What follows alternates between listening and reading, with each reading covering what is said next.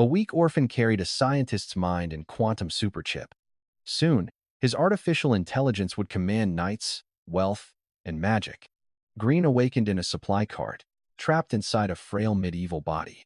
War threatened his home, while his wounded guardian depended on him. Then the quantum chip from his old life awakened. Truth analyzed bodies, simulated training, and erased wasted movement. Within minutes, Green copied sword forms veterans needed years to master. That precision would turn an overlooked orphan into the territory's strongest hope. Before this second life, he had been Qin Tian, a brilliant scientist from 23rd century Earth. A dangerous quantum experiment destroyed his body, but somehow carried his consciousness into another world under the quantum chip's silent supervision. The memories inside him belonged to Green, an orphan discovered in the snow 16 years earlier. Old Green, a retired soldier with permanent injuries, had raised the abandoned child as his own. Their home stood beside a neglected warehouse outside Baron Kilo's stone fortress. The position looked modest, yet it existed because Old Green once saved the Baron's life. That old favor gave them food, shelter, and access to knowledge most commoners never touched. This continent resembled medieval Europe, except human bodies could awaken a supernatural life seed. Through breathing methods, warriors absorbed outside energy and transformed themselves into knights. Apprentice knights exceeded normal human limits, while official knights fought monstrous beasts head-on. Great knights created protective life barriers, and holy knights possessed power capable of splitting mountains. Only 3 men in the territory knew a complete breathing method, making the knowledge more valuable than gold, while Old Green watched with guarded pride. Green immediately asked his guardian to teach him, but Old Green refused for one serious reason. Children who practiced too early burned their life force before their bodies could survive the transformation. The Baron's eldest son trained young only because his father personally fed him stabilizing energy. Without that support, Green's ambition could kill him before his second life truly began. Old Green still recognized the determination in his eyes and offered swordsmanship and archery instead. The orphan scientist accepted instantly, because physical foundations would decide whether any later breakthrough succeeded. Back at the warehouse, Old Green uncovered the armor he had worn as a knight apprentice. Beside it rested a long sword and metal bow that Green could barely lift. Those weapons were ordinary by knight standards, yet their weight exposed how weak his new body remained. Old Green promised real training at sunrise and handed the equipment over as Green's inheritance, inside a territory already threatened by war. That night, they ate white bread, honey, and roasted meat, luxuries most villagers rarely tasted. As Green finished eating, a clear mechanical voice suddenly rang inside his skull. Sufficient energy intake had awakened the super-intelligent quantum chip from his former life. He hid his shock, excused himself, and hurried upstairs before Old Green noticed anything unusual. Inside his room, the chip asked for a name, and Green called it Truth. Its storage could preserve enormous amounts of information, while its analysis rivaled advanced supercomputers.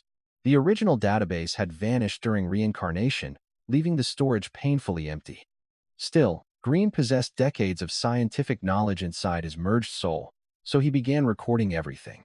He spent the entire night transferring mathematics, biology, chemistry, engineering, and experimental methods into Truth. By dawn, exhaustion had defeated him, but humanity's future knowledge now existed inside this medieval world, without revealing the reincarnated soul beneath. During breakfast, he quietly tested Truth by asking it to analyze a slice of bread. The chip identified every ingredient and proportion, proving its sensors remained precise after crossing worlds. Outside, Old Green had built a training yard with targets, weights, and a wooden combat dummy. The effort moved Green deeply, though he answered with discipline instead of sentimental words. The analytical system, Truth, scanned his body and established a simple scale based on an average adult. Green's strength and speed were slightly below average, while his constitution barely reached normal adult condition. That was impressive for his age, but nowhere near enough to survive a knight's awakening. The internal supercomputer, Truth, designed a daily program involving running, stone throwing, riding, jumping, and controlled recovery. Every exercise came with exact posture corrections, workload limits, and measurable improvement predictions. For Green, numbers transformed pain into progress, because every decimal proved his body was changing, as every correction entered permanent storage. Months passed through heat, rain, and winter snow, Yet he never missed a training day. Castle guards and villagers began watching with envy, knowing Old Green's rare breathing method awaited him. When winter sealed the roads, Old Green finally began teaching sword fundamentals beside the warehouse. His damaged body still moved with frightening speed, and one relaxed swing pushed air across the yard. The artificial intelligence, Truth, measured the veteran's condition, revealing explosive combat ability hidden beneath his weakened appearance. Old Green demonstrated thrusts, blocks, upward cuts, horizontal slashes, footwork, balance, and efficient power transfer. The chip recorded every angle, then rebuilt each movement around Green's own proportions and muscle structure. His first attempt looked clumsy, but Truth immediately marked wasted force throughout the motion. Green adjusted his elbow, rotated his waist slightly farther, and corrected the pressure beneath his feet. After only several repetitions, nearly every visible flaw disappeared from his sword form, before exhaustion could damage developing muscles. Old Green stopped speaking and stared as the beginner reproduced battlefield fundamentals with terrifying accuracy. The determined researcher moved through every technique again, smoother each time, while the blade sliced almost silently. The quieter sound meant the weapon met less resistance, proving his alignment had become nearly perfect. The quantum intelligence, Truth, calculated that several thousand full-power repetitions would raise all three physical attributes significantly. Green wanted to continue until collapse, but Old Green forced him to stop before damage accumulated. Only after entering the warm house did Green notice his soaked clothes and trembling muscles. The analytical system, Truth, diagnosed bruising, strained tissue, and unusual recovery speed far beyond an ordinary teenager. That abnormal recovery suggested Green's mysterious birth might hide something important, but he avoided reckless investigation.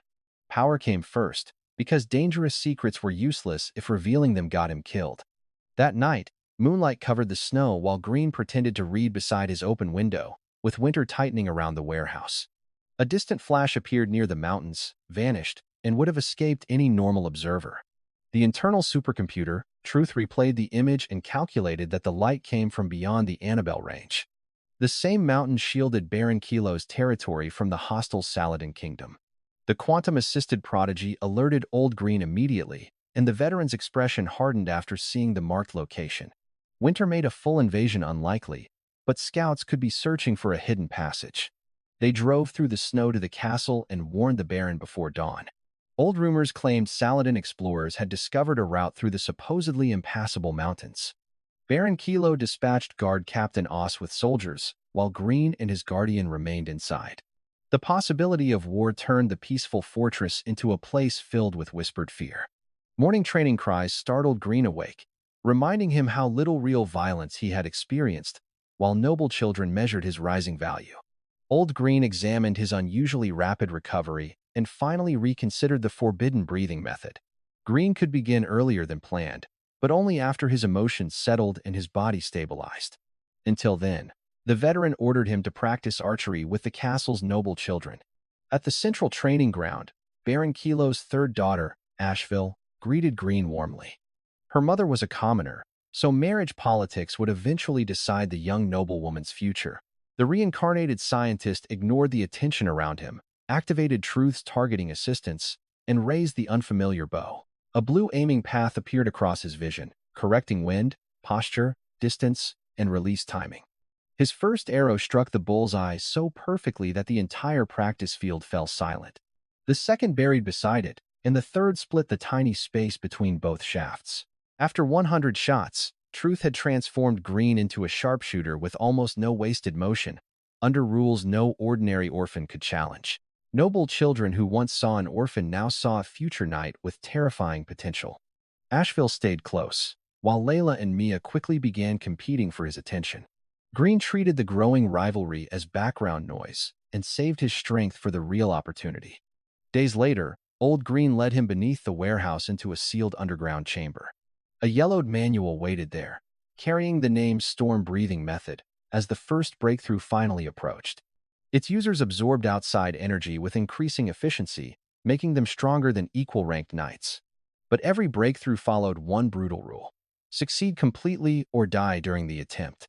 Old Green offered to exchange it for a safer technique, yet Green refused without hesitation. He had already risked death for knowledge once, and this time Truth could calculate the danger.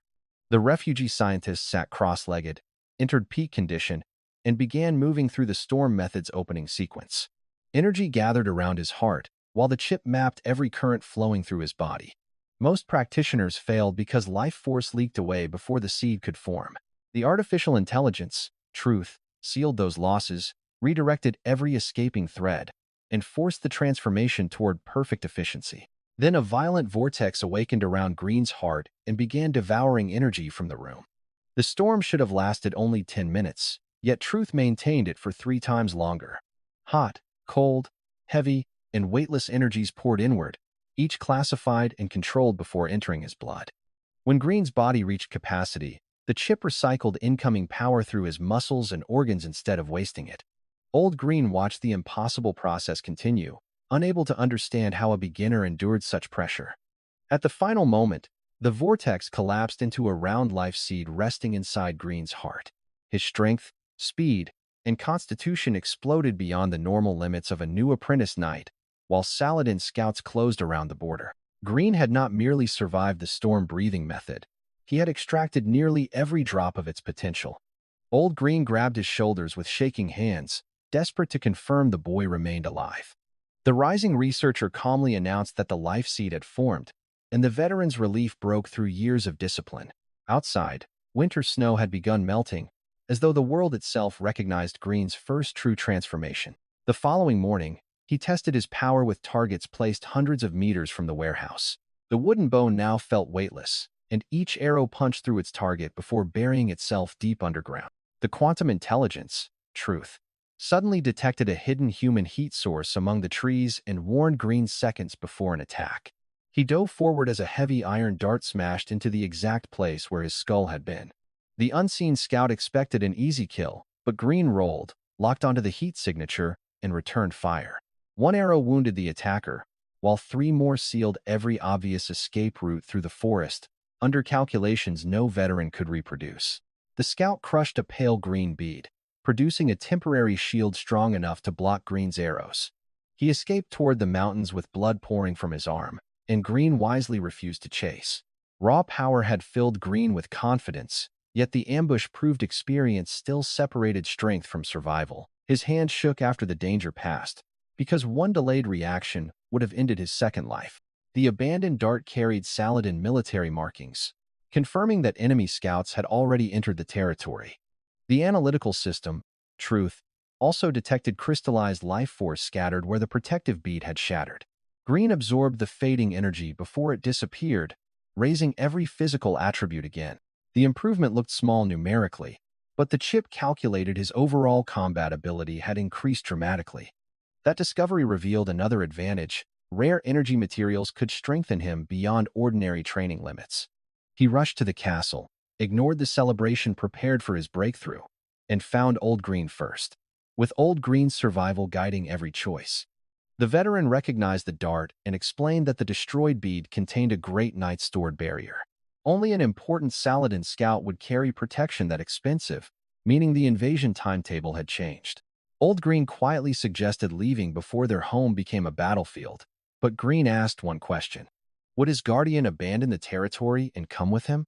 The silence answered everything, because Old Green's loyalty to Baron Kilo ran deeper than self-preservation. The system-guided warrior promised to stay beside him, though he would force an escape if defeat became unavoidable. His decision was not foolish heroism, because the orphan's memories and his own gratitude had become inseparable. At the celebration banquet, nobles praised the territory's youngest knight apprentice while their daughters crowded around him. Asheville claimed the first dance, and Truth's calculations barely saved Green from humiliating himself before the entire hall. A message from Baron Kilo offered the perfect escape from the competing girls surrounding him. Before the celebration could become comfortable, inside the Baron's private chamber, Green scanned both Kilo and Guard Captain Oss without revealing his ability. Their physical attributes roughly matched his own, proving the prolonged storm transformation had been extraordinary. The Baron offered Green a respected position as training instructor, hoping to bind his talent to the territory. Green refused politely, explaining that the Saladin attack proved he needed every available moment for advancement.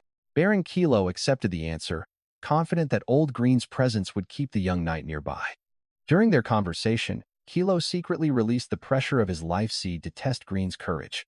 The young knight never reacted, because his fused soul and quantum chip barely registered the intimidation attempt. Afterward, Oz admitted that the orphan had remained calmer than many veteran officers facing two official knights. Green returned to training, but scientific curiosity soon pulled him toward the castle library. 3 harmless-looking adventure books contained encrypted patterns far beyond the mathematics of this medieval society, as hidden war preparations accelerated nearby. The internal supercomputer, Truth, began decoding them, while Green hunted powerful beasts to gain real combat experience. He found a giant black boar confronting a mountain storm bear inside a forest clearing. The bear fought intelligently, sidestepping the boar's charge and tearing open its vulnerable underside. After the boar died, Green challenged the surviving predator with only his sword. The beast possessed superior raw strength, but Green controlled distance through speed and predictive analysis. Every claw missed by inches, while precise cuts accumulated across joints, tendons, and blind spots. When the bear collapsed, Green remembered Truth's simulation warning and refused to approach carelessly. An arrow forced the supposedly dead creature into one final charge, and a second pierced its skull. The refugee scientist dragged both knight-level carcasses back to the fortress, stunning guards who could barely move either one. He distributed most of the meat through the castle and reserved the richest portions for Old Green, without wasting the beast's remaining life force. Dense life energy improved the veteran's damaged constitution, giving Green a deeply personal reason to keep hunting. If science could not yet heal his guardian, repeated nourishment might still extend the old soldier's life. Nightly combat simulations transformed Green's bedroom into forests filled with coordinated beasts and lethal ambushes. The artificial intelligence, Truth, reproduced pain, exhaustion, fear, and tactical mistakes, forcing him to learn consequences without permanent injury. One simulated bear sacrificed itself to land a final strike that tore away Green's arm and shoulder. The lesson stayed with him after waking, because dying enemies remained dangerous until every threat was confirmed. Over the following days, Green's arrows became accurate enough to kill storm bears before they sensed him. Yet the forest revealed something more alarming than any individual predator.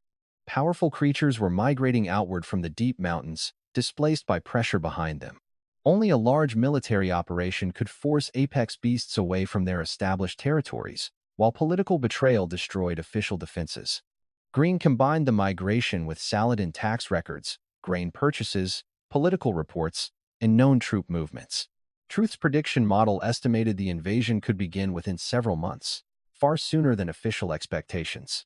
Each new piece of information shortened the timeline instead of increasing their margin for safety. Then Asheville, Layla, and Mia ran from the castle with panic replacing their usual rivalry. Grand Duke Lodahan, defender of the border, had surrendered his fortress and joined the Saladin kingdom. 1/3 of the Lodan kingdom fell almost overnight, leaving Baron Kilo's territory completely exposed. Old Green sat broken inside his room, because he had once fought proudly beneath Lodahan's banner. The betrayal destroyed more than military security, it turned the veteran's greatest service into humiliation. The rising researcher understood the pain, but he focused on the question that would decide whether both survived. This time, Old Green agreed to leave, admitting there was nothing honorable left to defend, through roads already crowded with frightened families. Baron Kilo released servants from their contracts and ordered common families to evacuate before the army arrived. Nearly 100 guards, relatives, dependents, and loyal retainers prepared to flee toward the Maslow Alliance. The safest southern road crossed Lodahan's territory, so the convoy instead faced the lawless Visas Plains. Their destination was Allendale Port, a wealthy trading city governed by merchants rather than nobles. The journey would take months through bandit country, with food, water, and discipline deciding who survived. Green rebuilt their wagon, reinforced every weak joint, and loaded supplies according to Truth's calculations. He warned Baron Kilo that desperate refugee nobles might become more dangerous than ordinary bandits. Without courts or soldiers on the plains, a noble crest offered no protection from robbery. Kilo and Os revised the convoy formation, placing Green's cart where his bow could support both ends. Before their preparations finished, scouts galloped from the forest with terrifying news, under a timetable shrinking with every report. The Saladin army had crossed the mountains and would reach the territory within one day. Baron Kilo ordered immediate departure, and the prearranged convoy rolled out before panic shattered its organization. The system-guided warrior watched the warehouse, training yard, and melting fields disappear behind the trees. He had gained power to protect his guardian, but now an entire kingdom was hunting the road ahead. Days into the escape, Truth finally decrypted the 3 hidden books from the castle library before enemy pursuers reached the wagons. They were recruitment tools for the White House Academy, an organization of wizards seeking rare mental talent. The encoded knowledge included a basic meditation method and instructions to attend recruitment at Allendale Port. Green recognized another path to truth, one that could combine magic with the science of his former world. Before he could study it, Truth detected 5 organized heat signatures following the convoy through the forest. 4 were official knights, and their leaders stood near the peak of that level. Baron Kilo believed the convoy was outmatched, but Green studied the pursuers and began smiling. The enemy thought they were hunting frightened refugees, never realizing their prey had already designed the battlefield. The young knight called Kilo and Os into his cart, then explained that 5 Saladin knights were tracking them. The 2 veterans immediately considered abandoning supplies, because survival without food still seemed better than certain slaughter. Green rejected that choice, promising to eliminate 4 enemies if Kilo and Os occupied the strongest one. His confidence sounded reckless until he reminded them that old Green's life traveled inside the convoy. He would never gamble with his guardian's safety, and that certainty convinced both knights to trust him. At sunset, the convoy formed its usual defensive circle and filled the air with expensive roasted food. Hunger weakened the pursuers' discipline, especially a young prodigy named White who craved glory and captured noblewomen. Their leader recognized the risk, but allowed impatience to push the squad toward the apparently vulnerable camp, while the refugee convoy guarded limited supplies. Hidden guards waited inside reinforced wagons, while Green, Kilo, and Os circled through the forest behind them. The moment the pursuers approached, a staged alarm drew their attention toward calm defenders holding concealed bows.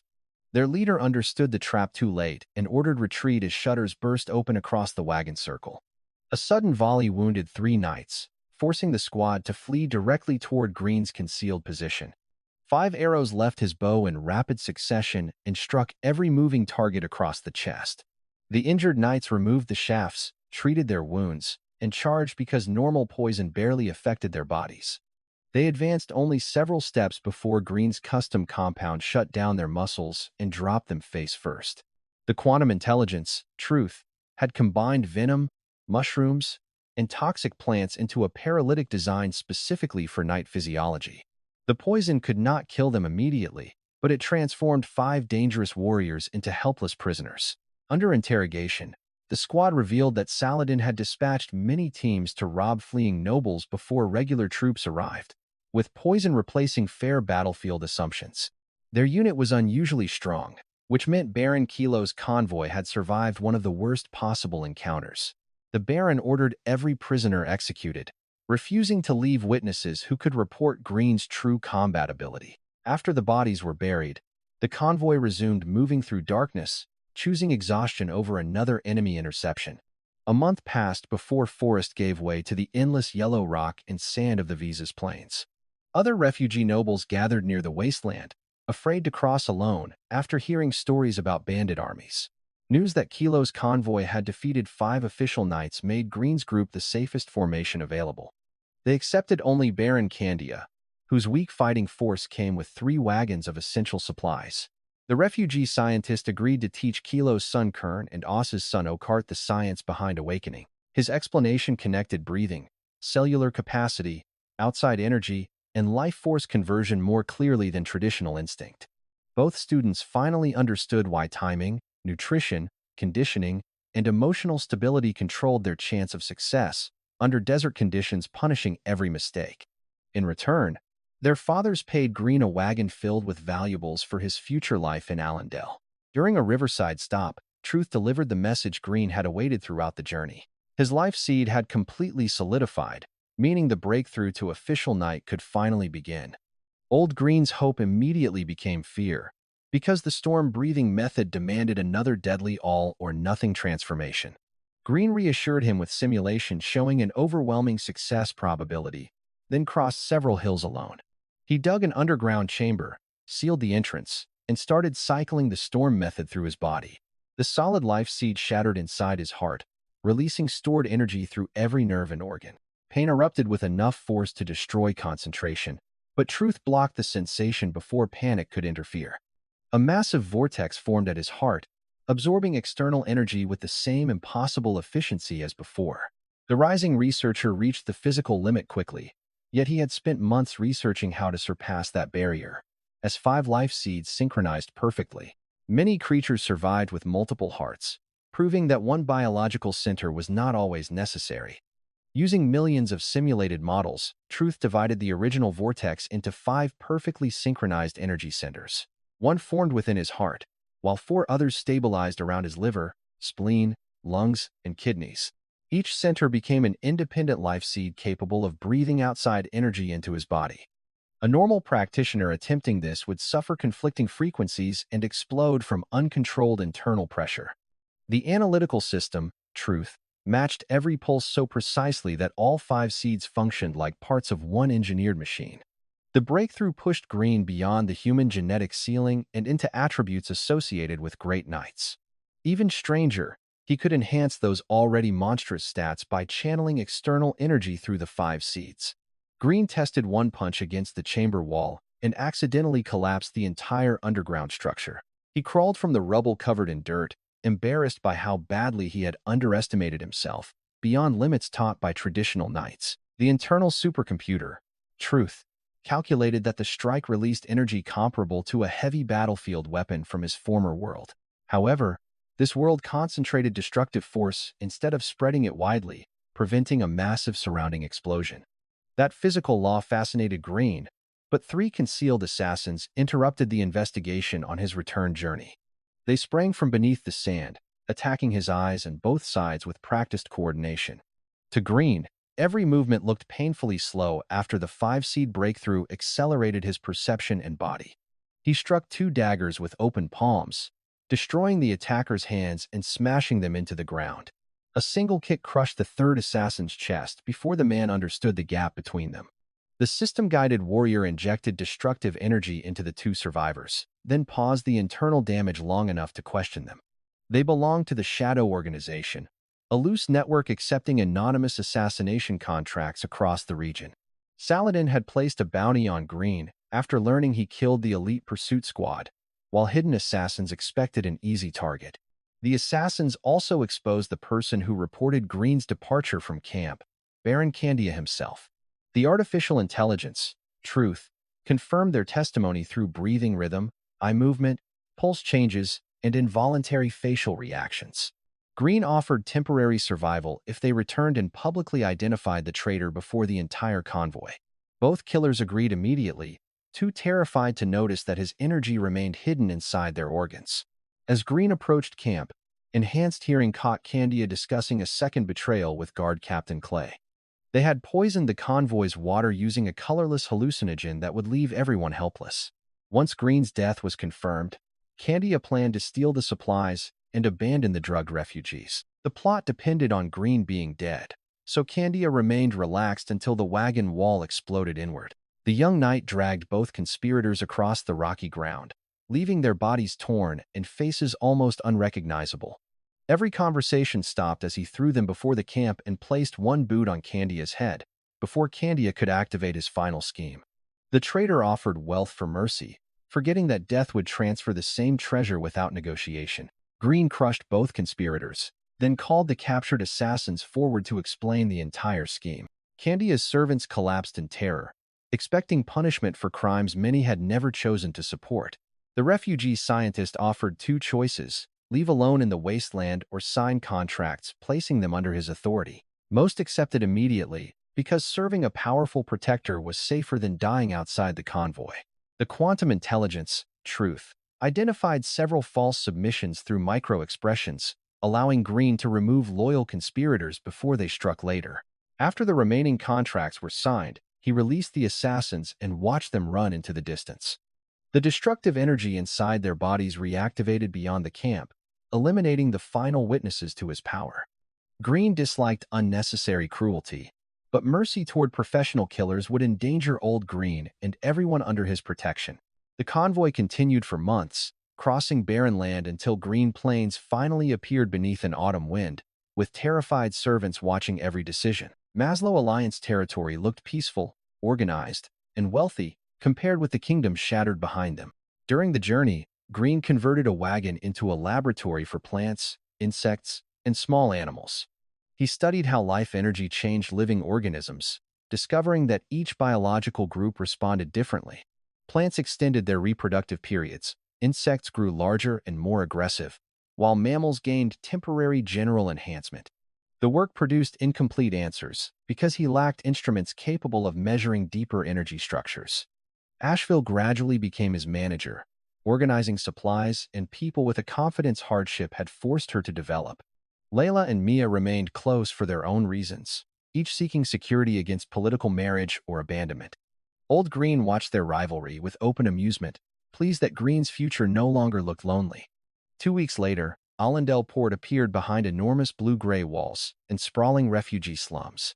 The wealthy entered easily, while desperate commoners remained outside where gangs controlled food, shelter, and survival, after months of dust and exhaustion. At the gate, Baron Kilo learned that citizenship cost more than years of ordinary wages. He purchased entry only for soldiers and essential relatives, abandoning servants who had followed him across the plains. Mia's mother stood among the discarded women, weeping as guards pushed them away from the wagons. The rising researcher ordered Mia to retrieve her mother, then stepped down to confront the cost himself. His own group contained 28 people, while another 27 abandoned servants waited beside the road, before Allendale's gates exposed another harsh reality. Green purchased citizenship for every one of them without hesitation, stunning soldiers, nobles, and refugees alike. The decision consumed most of his gold, but those women knew Old Green and could care for him properly. Money could be rebuilt through science, while loyal people abandoned to the slums might never recover. A gate soldier quietly warned Green that local criminal groups targeted wealthy newcomers before they established legal protection. The system-guided warrior tipped him generously, hired an official guide, and drove directly toward the city's property district. The eastern estate cost a fortune, yet it offered walls, a vast villa, and proximity to Allendale's public library. After half a year inside carts, everyone stared at the new home as though Green had created a kingdom. But the top floor mattered most, because absolute silence finally allowed him to attempt wizard meditation. The hidden White House method required constructing three-dimensional runes inside the mind without interruption. Normal apprentices studied one structure for weeks, while Truth had already converted the design into a perfect blueprint. Green closed every window, locked the doors, and began assembling the first rune under the chip's guidance. Dizziness struck immediately, twisting the room and making his skull feel ready to split apart. Unknown energy entered his body as each microscopic mental pattern settled into its correct position. Hours passed through the night, yet Green refused to stop before the unstable structure became permanent. At sunrise, the completed rune solidified and released a wave of cool clarity through his exhausted mind, inside a city ruled by money. The analytical system, Truth, discovered that meditation energy had interacted with Green's 5 life seeds, raising his genetic limits again. It also created a measurable mental power attribute far above what one beginner's rune should normally produce. Green's night cultivation had expanded the container before wizard training ever started filling it. That combination confirmed he possessed significant talent, though actual spell knowledge still remained locked inside wizard organizations. White House recruitment would occur in 6 months, giving Green limited time to secure everyone he might leave behind.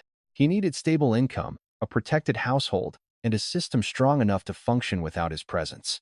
Asheville received a long supply list and responsibility for finding a shop in the commercial district. Meanwhile, guards moved Green's traveling laboratory into the basement, terrified by enormous insects preserved in glass jars. At the center of his plan waited a disturbing blood-red flower developed during the journey. The original plant produced a smell resembling rotten garbage, but Green understood that extreme odor came from concentrated aromatic compounds, while Truth measured every aromatic molecule. Across several generations, he redirected life energy into precise tissues until the foul scent reversed completely. When the sealed case opened slightly, a breathtaking fragrance swept through the villa and overwhelmed everyone nearby. Servants began dancing in a blissful trance, while embarrassed guards lost every trace of military discipline. The plant had also evolved a mild hallucinogenic effect from growing beside predatory species during Green's experiments. Undiluted, the scent was dangerously powerful, but controlled properly, it could become Allendale's greatest luxury product. The young knight spent 3 days using truth to simulate extraction, dilution, stabilization, and safe molecular ratios. He eventually produced 3 crystal bottles containing amber, golden, and violet liquids. One fragrance relaxed the mind, another created energy and confidence, while the third delivered deep emotional calm. Asheville, Layla, and Mia tested them, and each perfume blended differently with the wearer's natural body chemistry. The same bottle produced unique notes, depending on mood, skin, and subtle biological variation, under scarcity designed to increase social demand. Green priced them as elite status symbols rather than ordinary cosmetics because scarcity would magnify demand. Amber Dream, Dawn Light, and Violet's Wish appeared in Allendale under the Perfume House name. Within days, every wealthy gathering revolved around whoever wore one of Green's creations. Women who ignored the new perfumes became invisible inside their own social circles, while repeat customers emptied shelves. The refugee scientist limited production to 900 bottles daily, preserving exclusivity while guaranteeing constant profit. Allendale's largest existing perfume merchant watched decades of market dominance disappear almost overnight. The company investigated Green and learned he had killed 8 official knights during his escape. Rumors suggested he might already possess great knight power, making violent competition financially and physically suicidal. Instead of attacking, the merchant offered distribution networks reaching multiple countries across the continent. Green negotiated from strength, keeping most profits and enforcing a minimum price that protected his brand without giving competitors any safe response. Other trading houses accepted similarly harsh terms because access to his product mattered more than pride. He also created cheaper fragrances from common ingredients, still superior to anything local merchants could manufacture. Perfume House rapidly controlled both luxury and ordinary markets, filling Green's treasury faster than nobles collected taxes. Asheville, Layla, and Mia managed operations while Green returned to the only work that truly excited him. His basement expanded into a serious laboratory supplied by foreign trade partners and Allendale craftsmen. The public library gave him books, while his new wealth purchased rare manuscripts from distant countries. Some texts hid wizard information through encrypted structures similar to the White House novels. One concealed spell, Wizard's Hand, allowed mental manipulation of objects during delicate experiments. The internal supercomputer, Truth, synchronized the technique with Green's thoughts, letting him control 5 tools simultaneously without measurable error. His meditation advanced steadily until 8 solidified runes made him a third-level wizard apprentice, as trade networks carried the brand abroad. The rising researcher still lacked formal training, yet his scientific work already surpassed anything ordinary scholars could attempt. A banquet meal provided the next breakthrough when Truth detected an unusual parasite inside cooked whale meat. The Hellos parasite lived within giant whales and released healing substances whenever its host suffered severe injury. During catastrophic damage, one parasite could even transform its body into a temporary life seed. Green immediately recognized a natural biological mechanism for producing the energy structure knights considered sacred. He collected specimens and spent countless nights isolating blood, tissues, enzymes, and conversion reactions. After repeated failures, an emerald liquid finally glowed inside a sealed laboratory vial. The artificial intelligence, Truth, predicted that the life potion would heal injuries, accelerate recovery, and greatly improve knight breakthroughs. It increased apprentice success by more than 4/5 and official knight success by over half. Even a great knight breakthrough gained a meaningful probability instead of remaining blind near-death luck inside the expanding basement laboratory. For Green, that formula solved 3 enormous problems through one source of controlled biological energy. Old Green might recover enough to cultivate again, guards could become official knights, and Green could advance safely. Before trusting the prediction, he recruited 3 desperate volunteers from the slums and offered generous payment. A young boy drank first, choosing immediate opportunity over fear of Green's strange emerald medicine. His skin reddened, unbearable itching drove him to the floor, and rapid healing closed every scratch he created. Within minutes, his body grew taller and stronger as concentrated life energy accelerated unfinished development. The reaction looked brutal, yet it proved the potion could rebuild living tissue instead of merely stimulating it. 2 adult volunteers followed, gaining dense muscle, improved speed, and bodies approaching natural human limits.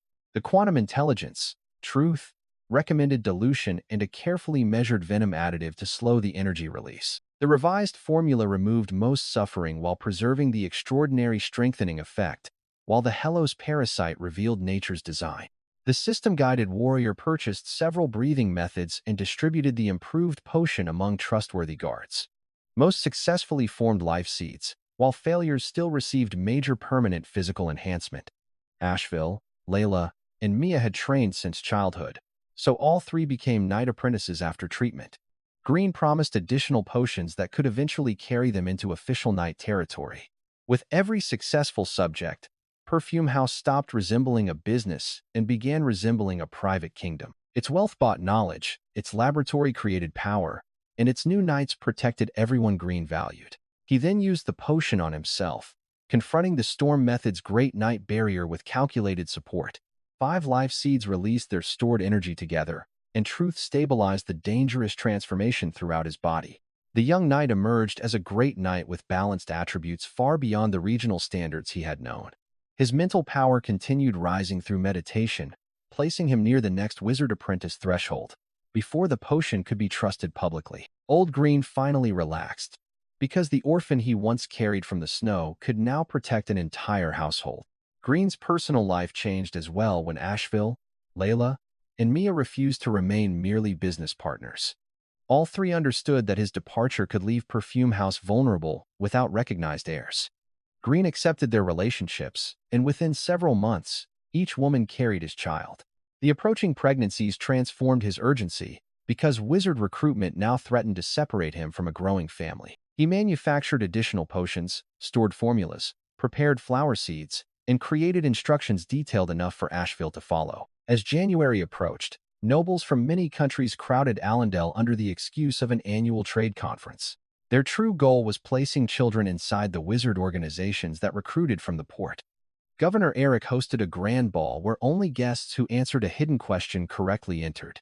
The refugee scientist used the password wizard and joined candidates who already possessed fragments of secret knowledge, with every successful knight strengthening the household. Eric, himself a great knight, warned that wizard organizations differed dramatically in philosophy and survival rates. White wizards trained students methodically, while black wizards used suffering, mutation, and death as educational tools. The governor advised Green to avoid every black-robed recruiter, regardless of promised power or low requirements.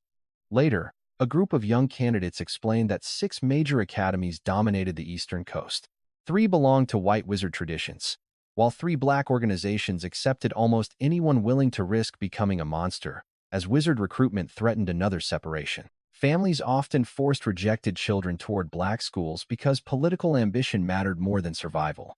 Green promised protection to the candidates if they entered the same academy, though self-preservation remained his final priority. Back home, he revealed that selection day would take him away for an unknown length of time.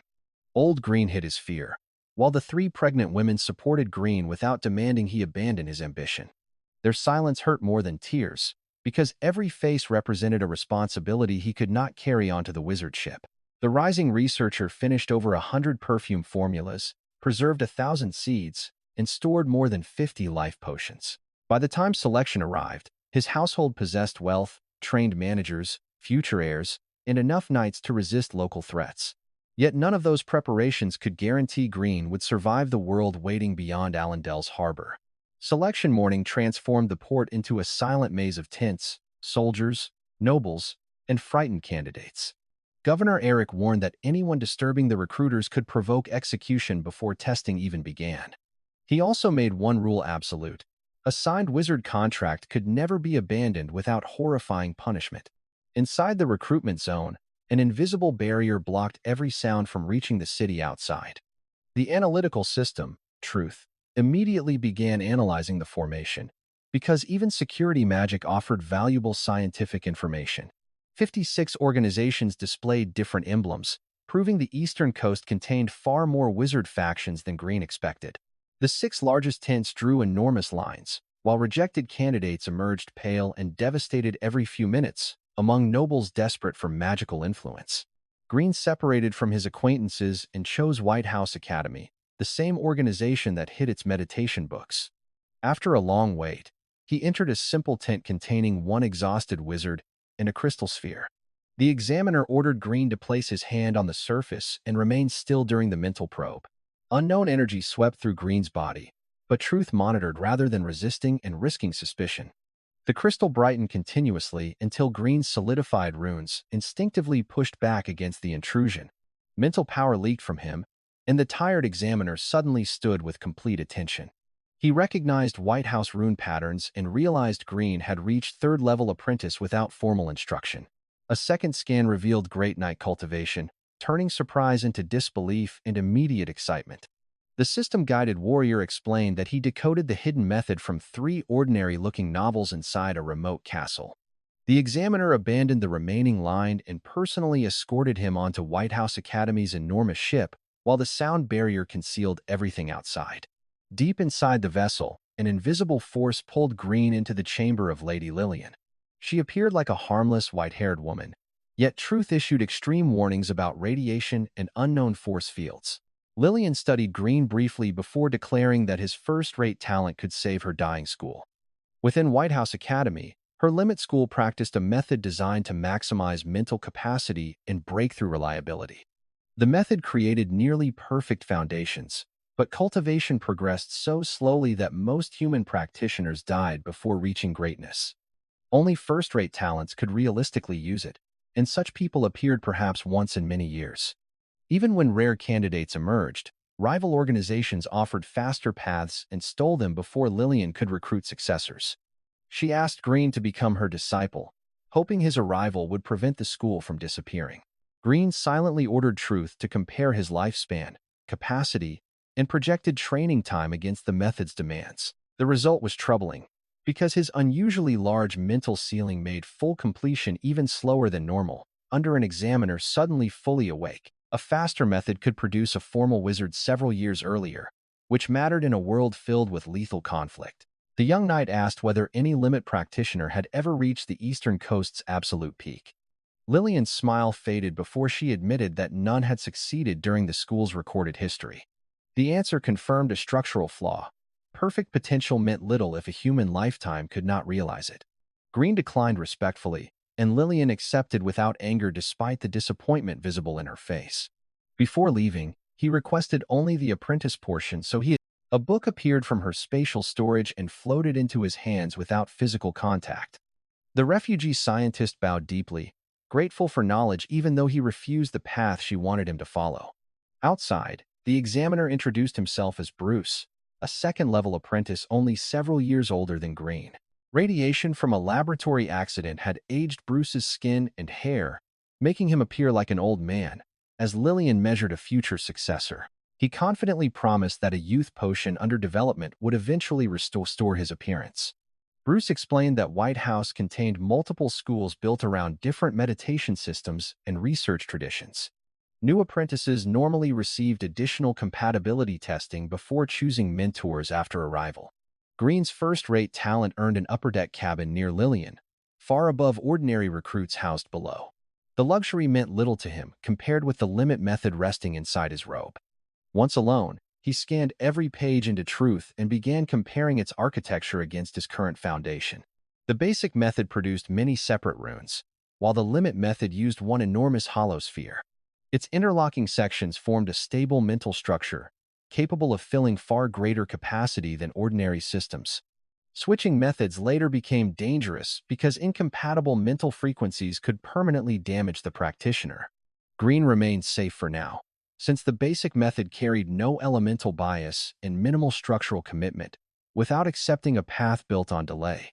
The internal supercomputer, Truth, calculated that careful conversion could preserve most of his existing progress after enough modeling. Meanwhile, recruitment continued until the ship filled with apprentices from many kingdoms and social classes. Most received crowded lower cabins, while Green's placement near senior wizards immediately inspired jealousy. When departure morning arrived, he watched Allendale shrink beyond the window and felt responsibility tighten around his chest. Old Green, 3 pregnant partners, unborn children, servants, guards, and Perfume House all remained behind. He refused to treat the voyage as abandonment, promising himself that knowledge would eventually carry him home. The rising researcher formations illuminated the hull, moving the massive vessel without sails, wind, or visible machinery. The artificial intelligence, Truth, began recording the energy arrays while Green returned to meditation instead of socializing with other recruits. He rarely left his cabin and had meals delivered, allowing nearly every waking hour to support cultivation. Bruce eventually reported that George possessed no wizard talent and could safely return to his political family, while still respecting centuries of accumulated work. Several other acquaintances faced rejection from white organizations and might be pressured into black academies. Green could do nothing from the ship, a painful reminder that intelligence never eliminated every limitation. After months of meditation, his 12th rune approached completion and the second-level threshold stood within reach. Then Truth finished its structural comparison between the basic and limit methods. 72% of their underlying architecture overlapped, allowing modifications neither system's creator had apparently considered. Using the basic method as a foundation could increase training speed dramatically without sacrificing stability. Using the limit framework offered even greater improvement while preserving its enormous capacity. That alone would have made the research priceless, but Truth had discovered something far more radical. The chip could divide Green's mental space into isolated regions, preventing incompatible frequencies from touching. Separate methods could operate simultaneously, generating compatible fragments that merged inside one primary framework, inside an upper cabin filled with quiet. Instead of choosing one path, Green could have multiple construction crews building the same bridge from different directions. Too many methods would eventually create compromises during integration, so unlimited cultivation remained impossible. The quantum intelligence, Truth, estimated that 3 to 5 carefully selected systems offered the highest sustainable advantage. The limit method provided the best central architecture because it lacked elemental bias and resisted structural instability. The system-guided warrior accepted the recommendation immediately, choosing potential and speed instead of sacrificing one for the other. The analytical system, Truth, needed 7 days to finish the first optimized version, so Green continued ordinary meditation while waiting. During that period, the ship's apprentices organized alliances based on status, talent, ambition, and fear. A princely recruit named Ant controlled the largest faction by offering protection and manipulating isolated students. Robert, a physically gifted but impulsive apprentice, became an easy target for Ant's recruiters. They fed Robert's jealousy toward Green, hoping to create a confrontation Ant could publicly resolve. As Allendale disappeared beyond the stern, Ant planned to appear as Green's rescuer, then use gratitude to pull the first-rate talent into his faction. Green remained unaware of the details, but Truth tracked suspicious conversations whenever he crossed shared areas. One morning, the chip completed the optimized limit method and Green began destroying his existing runes. The process felt like demolishing a house built through months of exhausting labor. Mental fragments floated across the empty space while Truth sorted every usable piece by shape and frequency. The young knight reconstructed them into curved sections of the enormous hollow sphere, discarding material that could not fit. The loss hurt, yet converting later would have wasted far more cultivation and increased the danger. When reconstruction ended, the limit sphere stood more than halfway complete inside his mind. The internal supercomputer, Truth, activated dual meditation, splitting the remaining space into a large primary zone and smaller secondary zone. One method generated fragments inside the smaller region, then transferred them through a controlled channel before rival apprentices understood his real rank. Each piece locked into the limit sphere without interference, proving the impossible theory worked in practice. Cultivation speed nearly doubled while his long-term ceiling remained far above ordinary first-rate talents. As the sphere approached completion, dizziness became savage enough to bend Green's vision and distort sound. His great knight body fed strength back into his mind, allowing him to continue beyond normal apprentice endurance. Green forced the final triangular fragment into position, and the entire sphere flashed with brilliant internal light, while dual meditation rewrote every projection. Cool clarity replaced pain as mental power expanded through the ship and sensed two distant radiation sources. One belonged to Bruce, while the overwhelming presence above could only be Lillian. The artificial intelligence, Truth, confirmed Green had reached second-level apprentice with mental power far exceeding his former state. The dual-method discovery had turned the slowest cultivation path into Green's strongest advantage. Yet his breakthrough also released enough energy that Lillian could no longer ignore what happened below her cabin. The morning after his breakthrough, Green finally left isolation and stepped onto the crowded deck for fresh air. Apprentices whispered about his privileged cabin, inventing arrogance because he had ignored their social games for months. The Great Night researcher heard every insult through Great Night senses, yet considered jealousy less important than the ocean arrays beneath his feet. Inside the dining hall, he purchased a large meal and quietly studied the ship's energy circulation while eating. Robert arrived with manufactured anger, slammed one palm onto Green's table, and demanded the valuable upper cabin. Green recognized the hot-headed apprentice from Truth's recordings and calmly offered one chance to withdraw. Instead, Robert threw down a noble death duel crest, forcing Green to surrender the room or accept lethal combat. The crowd gathered instantly, thrilled that someone had finally challenged the isolated first-rate talent. Ant entered at the perfect moment, pretending concern while inviting Green to join his protective alliance. The quantum intelligence, Truth, connected Ant's followers, Robert's provocation, and the staged rescue attempt in less than a second, under the dining hall's stunned silence. The life element prodigy ignored the prince, picked up the challenge crest, and accepted the duel without standing fully upright. Robert swung first, expecting apprentice-level resistance, but Green caught the fist and compressed every bone together. A slight twist tore the ruined hand away at the wrist, dropping it beside the untouched breakfast. Robert collapsed screaming, and Green bent his remaining arm backward until surrender replaced pride completely. The defeated challenger begged for mercy and suddenly remembered that violence aboard a White Wizard vessel had limits. Green might have continued, but Bruce appeared at the entrance with a message from Lillian. Bruce congratulated him publicly on reaching second-level apprentice, exposing another secret to the shocked dining hall. The second life scientist stepped over Robert and left, while Bruce reminded the crowd that Black Wizard ships would have allowed the killing. By afternoon, everyone knew the quiet Orphan was also a great knight, making Ant's manipulation look catastrophically foolish. Inside Lillian's chamber, the old wizard demanded to know whether Green had truly adopted the limit method, while Ant's manipulation collapsed around him. Green answered honestly that the structure suited him, while concealing the chip modifications and dual cultivation. His rapid progress restored Lillian's hope, and she accepted him immediately as her personal disciple. An affinity crystal pulled Green's consciousness into a field almost entirely filled with brilliant emerald light. A small trace of red remained at the edges, revealing life as his primary element and fire as secondary. Lillian shared the life affinity, meaning her research experience could transfer directly to Green's strongest path. She explained that wizards could manipulate every element, but natural affinity reduced cost and increased control dramatically. Wizard society valued knowledge above wealth, status, or sentiment, and every exchange carried an expected price. That principle matched Green's scientific instincts, because reliable truth required clear methods and fair intellectual trade.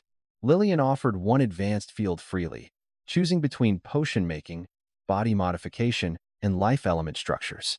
The wizard apprentice responded by placing his homemade life potion into her hands and explaining its non-magical origin, as Lillian recognized their matching life affinity.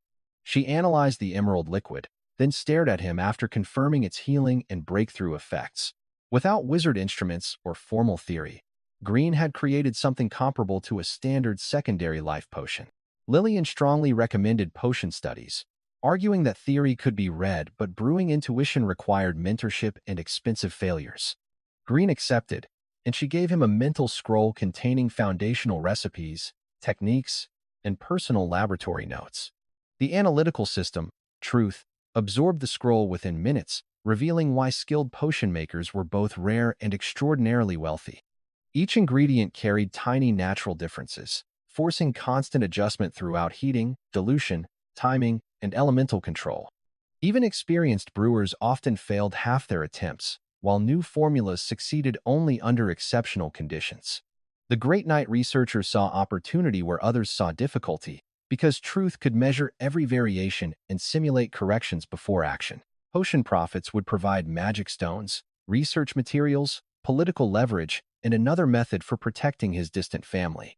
The voyage continued while Green studied theory, meditated through two isolated systems, and avoided displaying excessive progress without exposing the chip's impossible efficiency. Showing talent secured resources, but revealing impossible efficiency could invite dissection from less ethical researchers. Robert eventually approached again with an iron replacement hook and a completely changed attitude. The beating had stripped away reckless arrogance, leaving enough humility for a sincere apology. Green accepted without friendship or hostility, satisfied that one public lesson had permanently corrected the problem. After 3 months at sea, the ship entered the Pale Forest and docked beside an endless white shoreline. Bruce organized the recruits into factions for disembarkation, while Lillian moved ahead toward the academy. Every tree, bush, and blade of grass beyond the pier appeared bleached completely white. The internal supercomputer, Truth, detected continuous radiation strong enough to damage ordinary genetics after prolonged exposure. Some twisted trees displayed human and animal faces across their bark, frozen in silent expressions of agony. Bruce explained that those plants were predators, and each carved face belonged to something previously consumed inside a school built around guarded knowledge. The warning terrified most recruits, but Green immediately wanted specimens for controlled study. Their group followed Bruce through the forest until a living face appeared across a massive white wall. A rune password opened a luminous tunnel, revealing registration grounds hidden behind layered defensive formations. The life element prodigy entered a queue, expecting routine paperwork, and gave his name, age, origin, and first-rate talent. The clerk stopped writing when Green added that he was already a second-level apprentice under Lillian. Nearby conversations died instantly, because reaching that rank before enrollment almost guaranteed formal wizard potential. A guide named Newt arrived under Lillian's orders and led Green deeper into the Academy's protected interior. They passed a laboratory-created guardian beast capable of resisting elements and fighting a full wizard.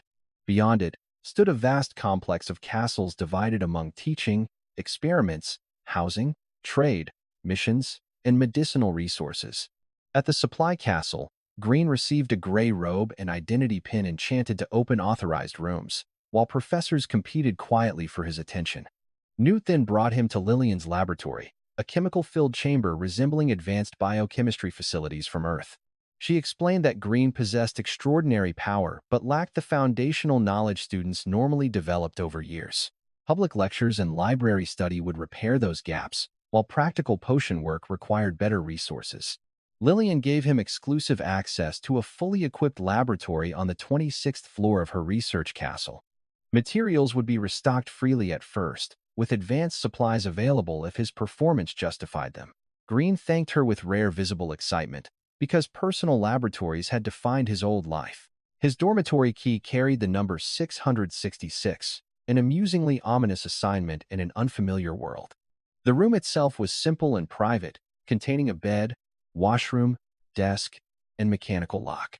The Second Life scientist settled quickly, mapped the academy with truth, and began consuming every free course available. He studied anatomy, life analysis, mental theory, spell construction, flesh structures, radiation, and elemental interaction, under limits that never applied to truth. The chip recorded each lecture without fatigue, letting Green attend overlapping subjects through later memory review. Within 2 weeks, he had scanned every public book accessible to ordinary apprentices. Even his great-night body struggled with the mental pressure of organizing so much information. Unlike most students, Green performed no cleaning, errands, or assistant work because Lillian protected his study time. That advantage accelerated him further, while other apprentices balanced learning against service obligations and mission costs. 3 months later, professors recognized him across departments and competed quietly for access to his talent. Green began teaching weekend spell model classes, explaining complex structures through clear scientific comparisons. Senior apprentices paid magic stones for lessons from a student who had only recently entered the academy. The income removed pressure to accept dangerous missions and funded private experiments without requesting constant support. Students began calling him Monster Green because he studied, taught, meditated, and researched with almost no visible rest, as redesigned models exceeded apprentice comprehension. During Professor Karina's final spell model lecture, she explained the limitation governing practical combat magic. External models worked once, but instant casting required permanent spell structures solidified inside the mental space. Every permanent model consumed capacity, so apprentices had to choose a few abilities with extreme care. Most formal wizards knew hundreds of spells yet permanently housed only a small collection of vital ones. The wizard apprentice smiled because truth could preserve complete spell structures outside his biological mental space. The chip storage held no meaningful practical limit compared with an apprentice brain. Temporary construction would take slightly longer than permanent models, but truth could assemble them almost instantly. That meant Green could eventually access hundreds of spells without sacrificing every precious internal slot. The discovery changed his entire combat path, transforming knowledge itself into a scalable arsenal. Lillian selected two free templates suited to his abilities, Trance Summoning and Minor Energy Fireball, before combat testing could reveal their impact. His Great Knight life barrier already supplied defense, so she focused on range defense and life element amplification. Green returned to his room, extracted both structures, and asked Truth to evaluate their efficiency. The chip reported that his expanded theoretical knowledge now allowed complete redesign rather than simple reproduction. Wizard's Hand could cast faster and consume half its original energy under the new calculations. Trance Summoning gained stronger bodies, improved fire resistance, longer duration, and lower mental cost, with war already moving behind academy walls. The Fireball acquired explosive impact, persistent burning, dramatically greater damage, and nearly instant casting. No ordinary apprentice could construct the redesigned models, because their complexity exceeded biological calculation limits. The artificial intelligence, Truth, could build and stabilize them perfectly, making Green's spells fundamentally different from academy standards. He had entered White House as a gifted student, but the AI chip had just made him a one-man research school. The first private spell test would reveal whether those calculations created genius improvements or uncontrolled weapons. The Great Knight researcher solidified the three optimized models, carefully using 5 permanent mental slots available at his current capacity. Wizard's Hand now reached 30 meters and responded to thought with almost no perceptible casting delay. Trance Summoning required little energy, while a real seed produced a stronger creature lasting several hours. The revised Fireball traveled hundreds of meters, exploded on impact, and continued burning after the initial strike. Green rented a private testing chamber protected by containment runes and reinforced against experimental failures. His first Fireball rocked the room, then clung to the armored target as persistent flames consumed its surface. The measuring system rated its opening force near the upper apprentice limit, with additional damage continuing afterward. The quantum intelligence, Truth, recalibrated its internal measurements against wizard standards, creating reliable comparisons for every future experiment. Green's life barrier could absorb far more energy than normal Great Knight defenses and even survive many full wizard attacks. Next, he summoned a pure energy trance, producing a 3-meter wooden fighter with official knight physical power inside a chamber designed to contain disasters. When Green used an acorn as the anchor, a 7-meter giant erupted from the floor. The creature possessed monstrous constitution, regeneration, resistant skin, fire defense, and vines capable of binding enemies. No ordinary apprentice could damage it efficiently before exhausting every remaining point of mental power.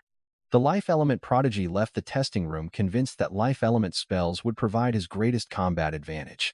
At the trading district, a clerk offered a crystal catalog containing every publicly sold basic template. Life Magic had fewer options because compatible practitioners were rare and research demand remained low. Green purchased every life spell and every auxiliary spell, totaling hundreds of models in one transaction. The board clerk nearly choked before processing the order and transferring the enormous collection into one crystal sphere. Bruce appeared during the purchase, now young and handsome after successfully completing his youth potion. He invited Green to the Pale Forest Monster Sweep, an academy operation organized once every several years, while excellent results remained deliberately hidden. Wizard radiation constantly mutated nearby animals, creating magical creatures that grew more dangerous when left unchecked. White academies used supervised teams to control deaths, unlike black schools that forced poor students into solo missions. As a second-level apprentice and Great Knight, Green could contribute instead of merely observing senior fighters. He accepted Bruce's invitation, preferring a familiar researcher over strangers with unknown loyalties. 1 month remained before the sweep, so Green used his final permanent slots on illusion breaking and curse removal. Direct force rarely frightened him, but invisible curses, hallucinations, and mental traps could bypass physical superiority. The analytical system, Truth, stored the remaining templates for rapid temporary construction whenever unusual situations demanded them. The next morning, Green entered his assigned laboratory using Lillian's authority scroll and personal mental imprint. Defensive enchantments could return attacks at double strength, protecting the room from thieves and hostile researchers. Inside waited pristine instruments, magical heaters, preserved ingredients, enchanted scales, and an entire secured storage chamber, under Lillian's increasingly urgent warnings. The second life scientist chose a secondary life potion as his first official wizard standard brewing project. Its ingredients included a spirit fruit, ice tree root, and a still-beating forest leopard heart. Before touching anything, Truth simulated the process repeatedly, tracking environmental fluctuations and natural material differences. The first models predicted failure, but each virtual attempt produced data that improved every later calculation. After enough simulations, the projected success rate approached certainty rather than ordinary apprentice luck. The internal supercomputer, Truth, transmitted the complete procedure into Green's memory, including likely complications and precise corrective responses. He crushed the spirit fruit, measured its violent green juice, and heated it under tightly controlled power. Pure water entered 1 drop at a time until the elemental concentration reached a safe threshold. Exactly measured ice tree root stopped the bubbling and transformed the liquid into a red aromatic mixture. 7 minutes later, Wizard's hand lifted the living heart while another invisible grip raised the beaker, as thousands of apprentices processed harsher rules. Green chanted the activation pattern, poured liquid through the blood vessels, and synchronized his mind with the heartbeat. Biological conversion changed the mixture from red to emerald before the organ released finished potion. The first attempt succeeded at good quality, an achievement most apprentices needed countless failures to reach. The artificial intelligence, Truth, still identified tiny flaws in heat stability and ingredient timing that prevented an excellent result. The wizard apprentice prepared the next materials in advance and let the chip stabilize mental fluctuations throughout the process. His second batch reached excellent quality with no detectable contamination, delay, or elemental imbalance. 10 glowing vials now held medicine capable of saving dying apprentices and restoring some mental energy. Each bottle sold for valuable magic stones, making potion work both scientific progress and reliable income. Green understood that near-perfect success would seem impossible and attract dangerous questions from experienced brewers. Until he possessed unquestionable power, every public demonstration needed believable imperfections and controlled failure rates, before desperate students began hunting one another. For the remaining weeks, he alternated between brewing, combat testing, meditation, teaching, and simulated battles. Lillian repeatedly warned him to prepare carefully for the forest sweep, sounding more concerned than routine danger justified. Her tone suggested academy leaders expected conditions unlike any previous student exercise. The Great Knight researcher responded by making extra antidotes, healing potions, concealment tools, stored spells, and emergency supplies. On mission day, he wore light armor, carried 2 swords, a powerful bow, and several carefully packed bags. Thousands of apprentices crowded the mission grounds, experienced students speaking confidently beside nervous newcomers. A massive display showed red, yellow, and green missions. Though today everyone awaited one collective assignment, the overseeing wizard announced that all apprentices must survive 1 month inside the Pale Forest. Returning students also needed 10 monster cores or faced immediate expulsion from White House Academy. Teams of 3 to 5 were allowed, while new students joining groups reduced requirements for their companions, with Bruce's team depending on his arrival. The threat of expulsion shocked veterans because earlier sweeps had never demanded such harsh performance. Poorly prepared students panicked, while every established team suddenly competed to recruit useful newcomers. Green saw the inevitable consequence. Students without enough cores would rob others during the final days. The quantum intelligence, Truth, compared academy history and concluded that training became harsher whenever war with black wizards approached. A large magic stone deposit had reportedly appeared in the Kransa Mountains, giving both factions reason to mobilize. The life element prodigy almost laughed at his luck, because one war had expelled him from home and another followed into school. He found Bruce anxiously waiting beside three teammates who feared Green might abandon their group. Sane, a huge tattooed earth specialist, served as the defensive center and strongest physical fighter. Midel controlled wind for speed and support, while red-haired Asha carried the team's main destructive magic. Bruce specialized in control techniques and strategic tools rather than direct elemental damage inside a forest saturated with mutation. All were experienced apprentices, yet none possessed Green's Great Knight body, chip calculations, or broad spell library. Bruce proposed hunting white crows first, gathering safe cores before confronting more dangerous forest mutations. The team registered, received matching badges, and stepped onto a giant transportation formation with thousands of others. White light compressed space, creating violent sickness that sent Green's teammates vomiting after arrival. His Great Knight constitution ignored the effect, allowing him to scan the surrounding forest immediately. Sane used yellow powder and an earth divination spell to locate the nearest source of water. White crows gathered near lakes, where sentries protected flocks capable of coordinated attacks. After 7 hours through identical white trees, the team found a lake covered by dense energy fog. The mist blocked normal detection spells, meaning one escaping crow could warn every flock nearby. Bruce considered retreat, but Green offered to handle escape prevention through archery and truth targeting, while 12 white crows searched for bait. Sane prepared gravity, Midel arranged wind disruption, Asha selected a firing angle, and Bruce placed specialized bait. At sunset, 12 enormous white crows landed around the clearing with razor beaks and magic-resistant feathers. The number exceeded expectations, making Bruce's entire team tense before the trap even started. Green waited until several birds aligned, then released 3 arrows simultaneously under perfect trajectory calculations. 3 crows struck the ground before the others recognized danger, allowing Sane's sonic shout to stun the flock. Gravity pinned several more. Wind disrupted escape, and Asha's fireball knocked another bird from the air. The second life scientist fired repeatedly, killing fleeing targets while tracking wing speed, fog movement, and every possible route. One surviving crow vanished into mist beyond ordinary vision, and the team assumed the failure was unavoidable. The analytical system, Truth, maintained thermal prediction through the fog, so Green released a final arrow without seeing the target. A distant impact and splash confirmed the invisible bird had been pierced before reaching safety, under targeting calculations extending through fog. 12 crows entered the trap, and 12 remained behind as trophies for a stunned team. Green killed most personally, yet distributed cores fairly and concealed every trace that could attract predators. Without discussion, the others began following his decisions, recognizing the true leader through visible results. That night, a barrier hid their fire and scent while cold radiation drained warmth from the forest. Distant screams echoed as carnivorous trees consumed creatures unlucky enough to rest beneath their branches, before Newt's name changed the mission. The internal supercomputer, Truth, monitored the darkness while Green slept, giving him deeper rest than any teammate could risk. At dawn, 2 bursts of elemental energy appeared nearby, unmistakably revealing apprentices fighting each other.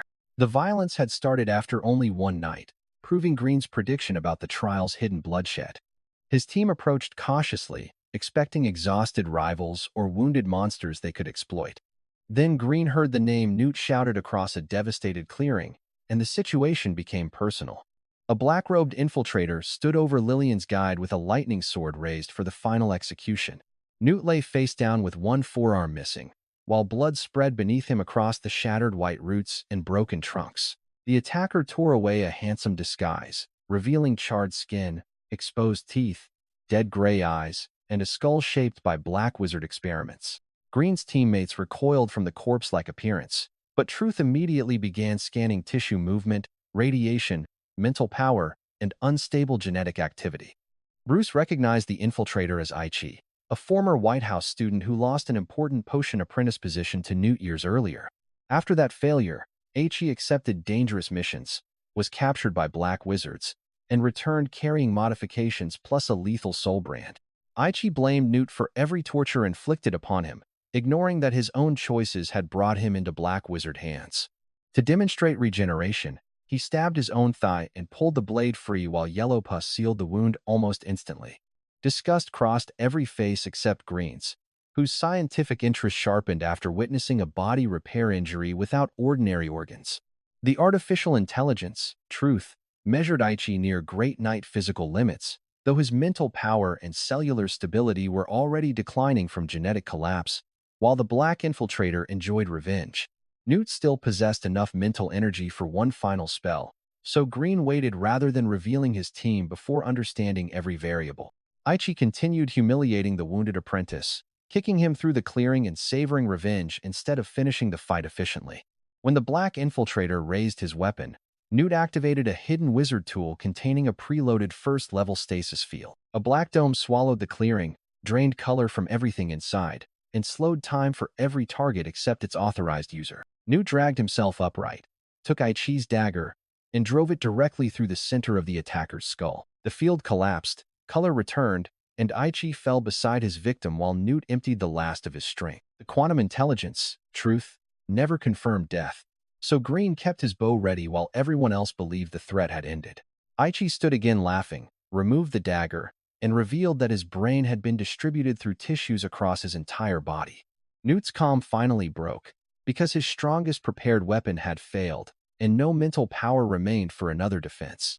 The wizard apprentice stepped from concealment, layered explosion, splitting, anti-healing, and life dispersal spells onto one arrow through simultaneous temporary construction under scans revealing catastrophic genetic collapse. Aichi heard the chant and began turning, but Truth had already calculated the path through every possible movement. The single arrow divided into 10 projectiles during flight, striking separate sections of the modified body with perfectly synchronized timing. Every impact detonated, scattering limbs, organs, and gelatinous tissue across the clearing before regeneration could establish a stable center. The anti-healing effect stopped reconnection, while life dispersal magic stripped energy from every fragment until Truth confirmed complete death. Bruce's team stared in silence at the destruction, realizing Green had combined multiple uncommon spells faster than they could recognize one.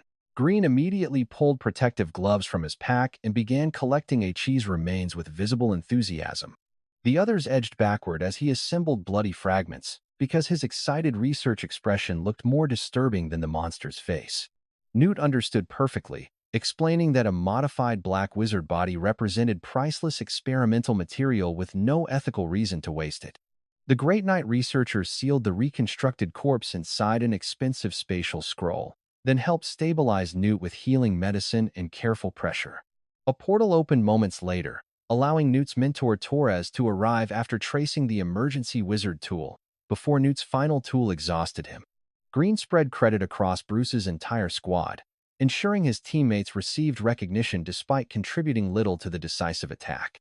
Torres sensed the truth but accepted the account, because the Black Infiltrator was dead and his apprentice remained alive. When offered a reward, Green requested immediate completion of the forest trial for everyone involved in the rescue.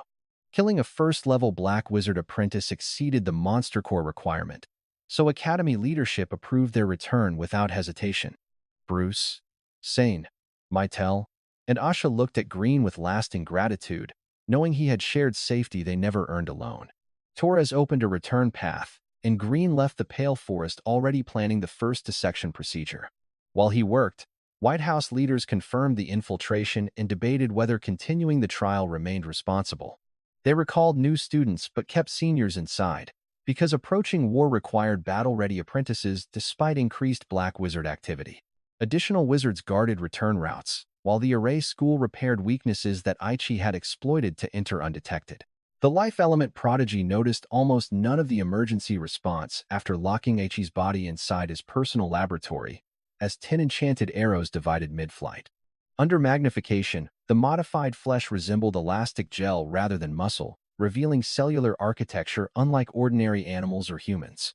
A foreign gene reproduced without natural limits, replacing healthy structures with resilient material capable of rapid self-repair. The same gel surrounded brain cells and distributed them throughout the body, explaining the empty skull and survival after penetration. However, Uncontrolled replication consumed enormous energy and accumulated copying errors until the entire organism inevitably collapsed.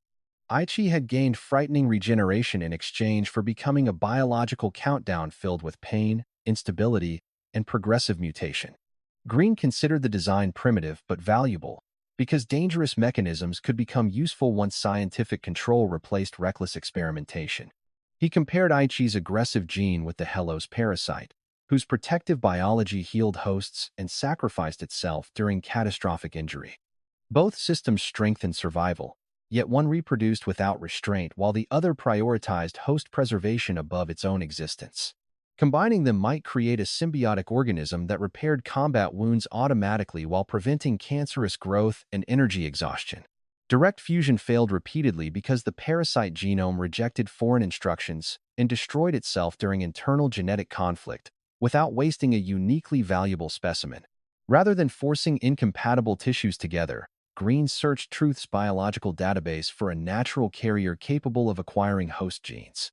The Prolos bloodworm fit the requirement, a microscopic parasite that absorbed genetic material while adapting to infect many different species. The Second Life scientist isolated useful segments from Aichi and Hello's cells, then introduced them through host tissue the bloodworms naturally consume. Early carriers died almost immediately as aggressive regeneration and protective regulation fought inside the same microscopic body. Green bred generation after generation, preserving only worms that tolerated the conflict slightly longer before collapse. Each cycle weakened rejection until survivors carried both genetic programs without immediate destruction, though the traits remained mostly dormant. Using mental power shaped like microscopic surgical blades, he stressed individual worms to trigger expression under precisely controlled conditions. Most specimens died, but a few activated both systems, consumed dead neighbors, repaired themselves, and maintained stable internal regulation. The wizard apprentice isolated those survivors, bred them repeatedly, and selected only offspring displaying cooperation instead of parasitic damage. After days without sleep, a small red canister contained millions of engineered bloodworms carrying the dual gene design, while academy leaders argued over security. The genetic phase was complete, yet controlling an internal population required a magical bond stronger than chemical programming alone. Green spent every remaining magic stone on a mass contract scroll covered in microscopic purple runes.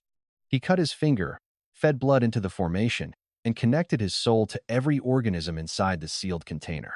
The scroll vanished as obedience flooded through the bond, letting Green command the worms to climb, separate, stop, or gather instantly.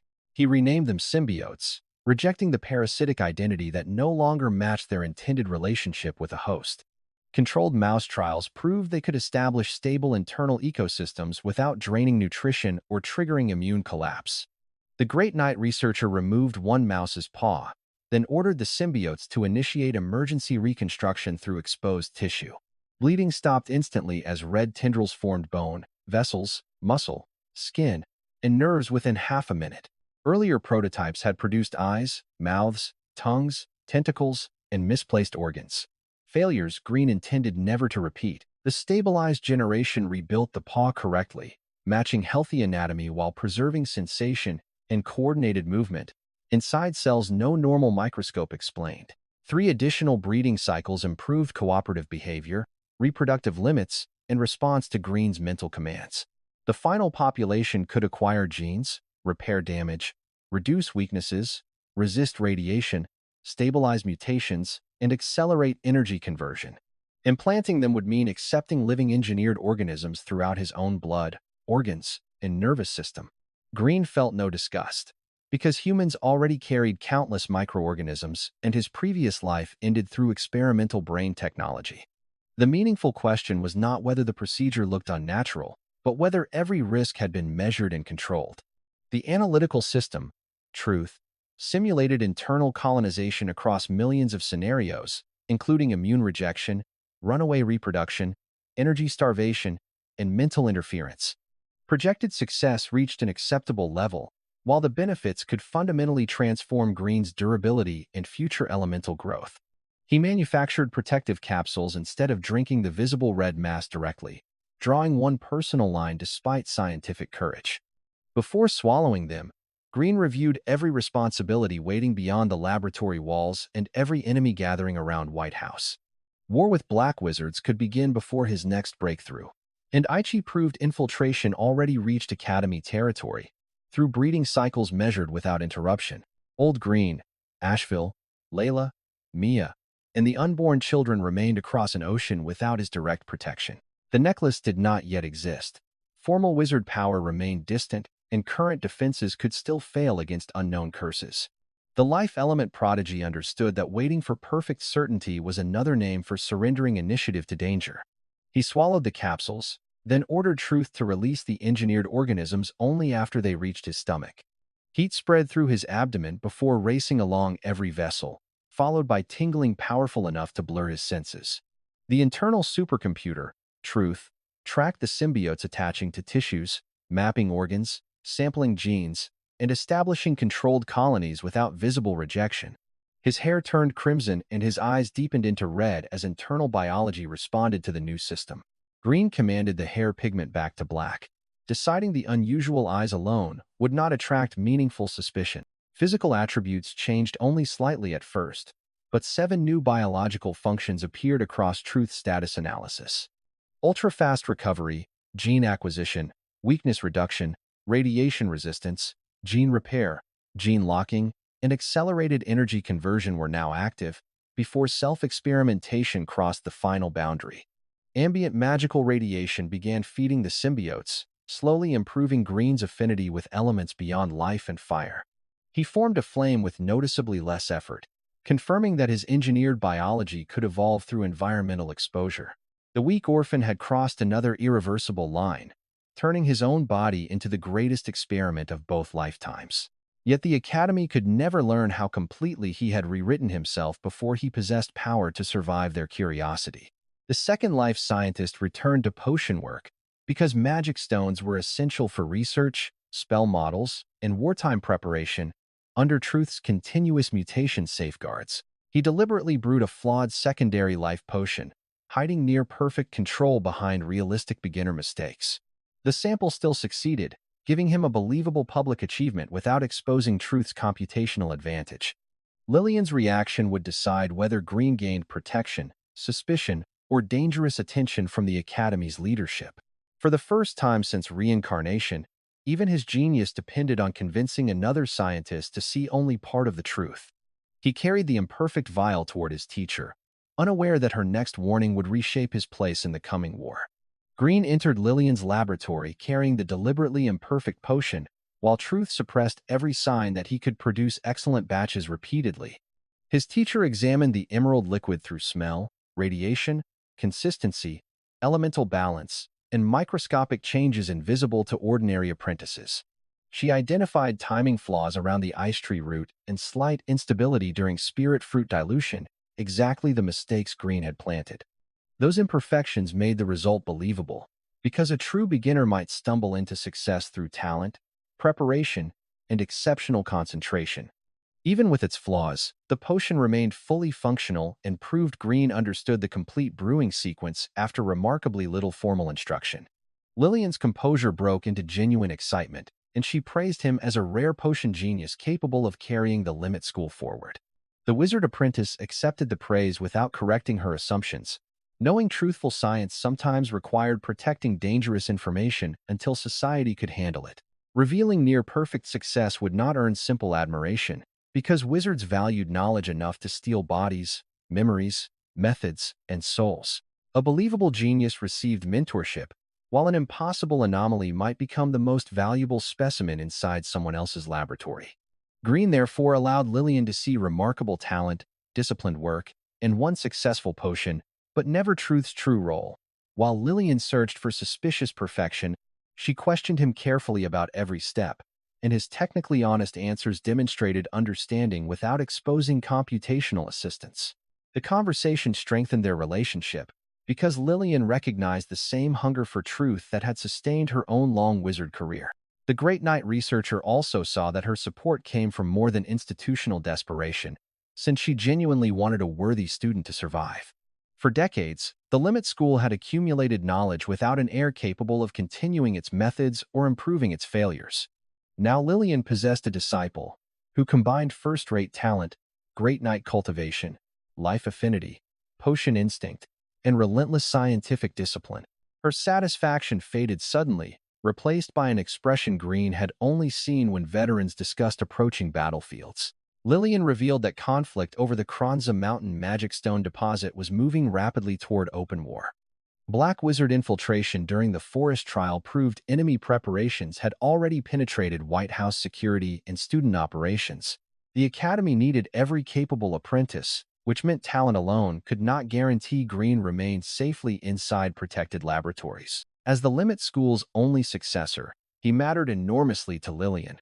Yet institutional demands could still send him toward danger, under the pressure of approaching war. She could arrange safer duties, prioritize research, and use influence. But no teacher could completely remove wartime obligations. Green listened without panic, because Saladin's invasion had already taught him that institutions failed when people assumed protection was permanent. He asked Truth to compare available defenses, escape routes, spell resources, symbiote recovery, life barrier, and potential enemy capability. The result showed strong survival odds against apprentices and many formal wizards, but unknown black magic remained impossible to model completely. Curses, soul techniques, spatial confinement, hidden contracts, and experimental radiation could threaten him despite overwhelming physical durability. The life element prodigy therefore answered Lillian carefully, promising to follow her arrangements rather than chase glory or reject necessary preparation. His response satisfied her because obedience in this context meant respecting experience, not surrendering independent judgment or scientific curiosity. The decision also preserved their alliance, giving Green access to knowledge, materials, political cover, and a powerful mentor during wartime. Lillian warned that potion talent would make him valuable to every faction, including enemies who preferred capture over killing. A battlefield healer could save teams, while a researcher capable of breakthrough medicine might influence entire military campaigns before Academy needs could override protection. Green realized his safest identity was no longer simply Great Knight or gifted apprentice, but protected strategic researcher under Lillian's authority. That role offered resources and reduced random deployment, though it also placed a larger target on his work. He accepted the contradiction, because every meaningful increase in power created new responsibilities and attracted stronger threats. Before Green left, Lillian called him back and tossed a small necklace across the chemical-filled room. The jewelry contained an instant first-level spatial transfer spell capable of activating during attacks from a formal wizard. It represented far more than money, since portable escape magic required rare materials, advanced arrays, and precise spatial construction. Lillian explained almost nothing, as though excessive sentiment would weaken the practical lesson behind the gift. The second life scientist understood anyway, because a mentor who believed knowledge required equal exchange had given protection without demanding immediate payment. She pushed him from the room with invisible force before gratitude could turn the moment into an uncomfortable emotional scene. The laboratory door closed, leaving Green alone in the corridor with the necklace resting warm inside his palm, with capture potentially worse than death. He bowed deeply toward the sealed entrance, honoring the teacher who had placed his survival above valuable equipment and strict philosophy. For the orphan once dependent on one wounded soldier, gaining another protector felt unfamiliar, powerful, and frighteningly precious. Green fastened the necklace beneath his robe, placing it close enough for immediate activation but hidden from curious apprentices. The artificial intelligence, Truth, scanned the spatial formation, recorded every accessible rune, and confirmed the spell remained intact without triggering defensive alarms. The chip could not yet reproduce the full design, but even partial analysis expanded Green's understanding of emergency displacement. Knowledge, once again, entered his arsenal through trust rather than conquest, proving alliances could accelerate progress as effectively as combat. He returned to his laboratory and reviewed every asset built since awakening inside the supply cart. 5 synchronized life seeds had transformed a weak body into a great night vessel beyond ordinary genetic limits. Limit meditation and dual cultivation had converted the slowest wizard path into a high-capacity system advancing at extraordinary speed. Stored spell models gave Green flexibility that biological mental spaces could never match, while optimized permanent spells delivered overwhelming efficiency as the spatial necklace warmed his palm. Potion knowledge turned ingredients into healing, income, breakthrough probability, and strategic value across both knight and wizard societies. The engineered symbiotes repaired tissue, resisted radiation, stabilized genetics, acquired useful traits, and evolved through ambient elemental exposure. Perfume House supported Old Green, 3 pregnant partners, unborn heirs, loyal servants, and a growing force of cultivated guards.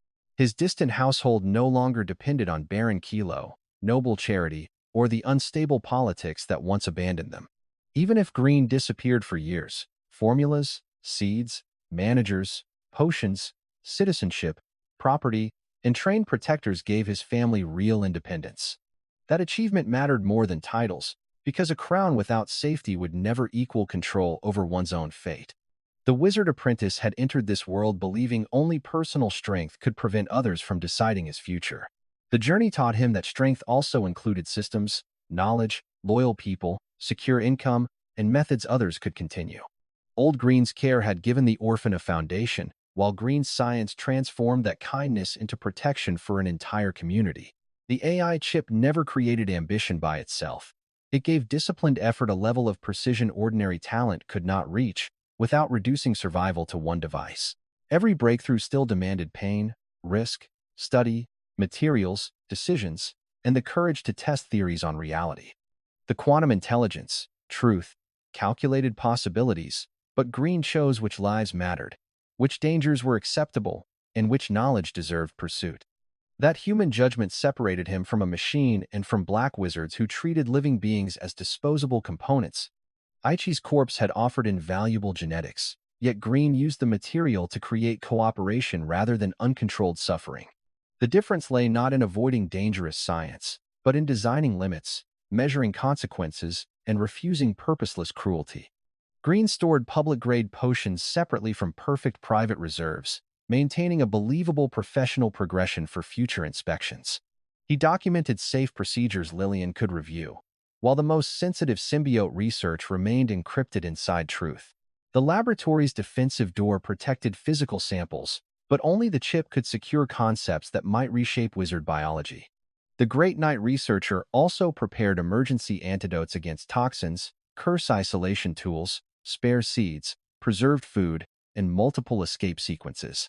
The coming war could interrupt classes, restrict materials, close trade routes, or force researchers into mobile facilities, while distant family responsibilities remained constant. His experience with Saladin taught him to build redundancy before crisis, never after roads filled with frightened refugees. White House Academy appeared mighty behind barriers, guardian beasts, towers, and formal wizards, yet Aichi had crossed those defenses. No institution was invincible, and Green refused to mistake impressive architecture for guaranteed survival. He mapped hidden passages, public portals, laboratory exits, mission routes, and every spatial signature Truth had observed since arrival.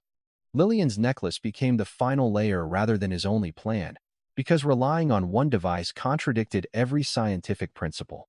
Green estimated which research could be abandoned, which samples required destruction, and which records must remain inside the chip. If evacuation became necessary, he could leave equipment behind without losing the intellectual foundation needed to rebuild.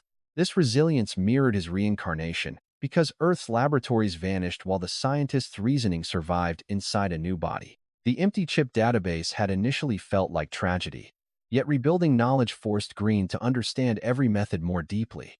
Nothing in this world arrived ready-made except opportunity, danger, and the memories of people who had cared for him. Inside research plans built for evacuation, his new science emerged from combining earthly principles with life force, wizard radiation, enchanted tools, and unfamiliar biological laws. The life element prodigy was no longer importing modern technology into a primitive world. He was creating a discipline neither civilization had possessed. The medieval kingdoms worshipped knight traditions without investigating their mechanisms, while many wizards protected formulas through secrecy. Green challenged both limitations by measuring magic as nature, treating mystery as incomplete data instead of sacred impossibility. That mindset had already produced 5 life seeds: artificial breakthrough medicine, adaptive perfume biology, and self-repairing symbiotes. The results justified confidence. But Aichi's collapse reminded him that successful enhancement without long-term stability remained another form of failure. The analytical system, Truth, would monitor every symbiote generation continuously, locking dangerous mutations before they could spread through Green's tissues.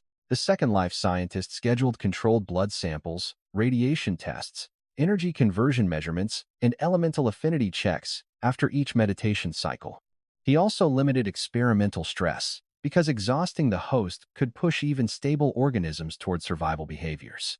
Such caution distinguished calculated courage from recklessness, a lesson Green learned after nearly dying to the first Saladin scout, under lessons inherited from collapsing kingdoms.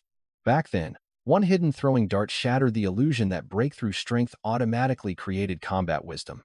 Now every new ability entered simulations, live testing, contingency planning, and repeated measurement before becoming trusted. The necklace joined that process, with truth modeling activation speed, likely distance, orientation, and possible interference from barriers. Green could not test the single-use spell casually, so preparation depended on theory and Lillian's reliability.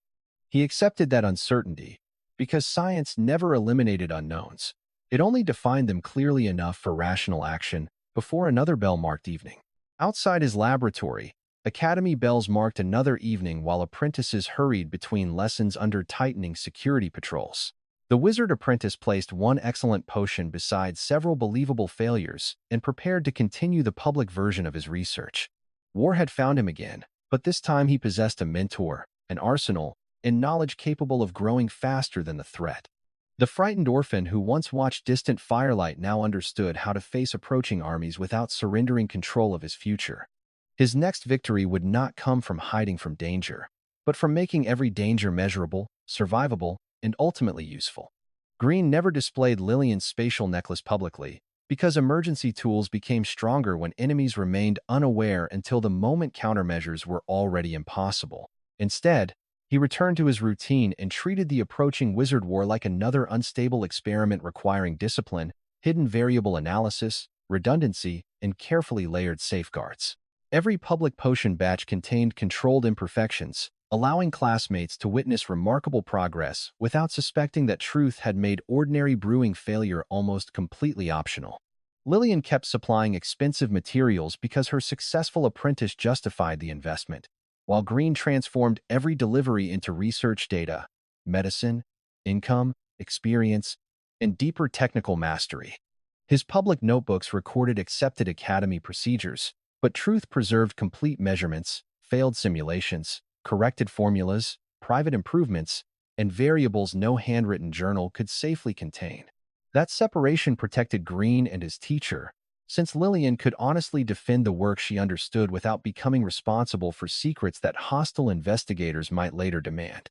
The symbiote stayed invisible inside Green's body, continuously repairing microscopic damage caused by meditation strain, magical radiation, potion fumes, physical training, and dangerous experimental exposure.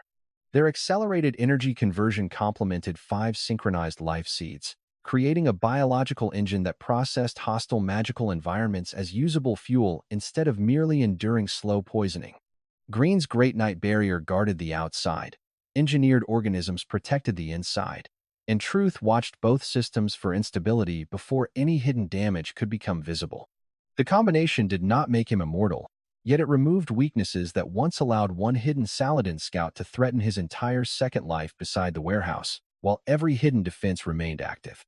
He still remembered the iron dart striking dirt beside his head, because fear from that moment shaped every later layer of preparation, testing, and tactical restraint. Raw confidence had nearly become fatal, while measured caution eventually produced poison tactics, convoy security, 5 life seeds, optimized spells, biological defenses, and emergency spatial transportation. The Great Night researcher refused to become paralyzed by danger, but he also rejected the childish belief that overwhelming strength automatically erased consequences for allies, resources, families, or future plans. Every opponent taught him something useful, from the Saladin scout's temporary shield and Candia's betrayal to Aichi's extraordinary regeneration collapsing beneath uncontrolled genetic errors. The scout revealed valuable energy materials, Candia proved loyalty required verification, and Aichi demonstrated that healing without biological control eventually attacked its owner more reliably than enemies. Green converted those lessons into progress instead of resentment, making every enemy contribute unwilling evidence to a scientific system designed to surpass whatever danger produced the setback. That pattern made his rise feel unstoppable, because every failure generated information, every observation improved future decisions, and every victory created resources for the next challenge. The world separated knight power, wizard magic, merchant wealth, noble authority, and scientific knowledge into different domains, although survival repeatedly proved those systems depended upon one another. The life element prodigy connected them deliberately, using money to fund research, research to create potions, potions to produce knights, and train knights to protect knowledge, commerce, and vulnerable people. Perfume House therefore became more than a successful business. It functioned as the economic heart of an independent power structure, capable of surviving Green's long absence through systems designed to survive absence. Asheville's management stabilized production, Layla and Mia shared responsibility, and loyal servants transformed the Allendale estate into a permanent household, guided by contracts, schedules, and hard-earned experience. Old Green could live comfortably among people who remembered his sacrifices, rather than ending his years forgotten inside an abandoned warehouse, refugee camp, or violent port slum. The children growing across the ocean would inherit citizenship, property, wealth, protection, and knowledge instead of the nameless, helpless status Green received after abandonment in the snow. Even without their father physically present, they belonged to a structure designed to survive political betrayal, market competition, military pressure, and local violence without one irreplaceable leader. That structure was the nearest Green had come to ruling, not through a throne, but through systems nobody could dismantle easily after his departure for wizard training. Baron Kilo once believed Old Green's loyalty would keep the young orphan tied forever to one remote territory, one noble family, and one inherited breathing method.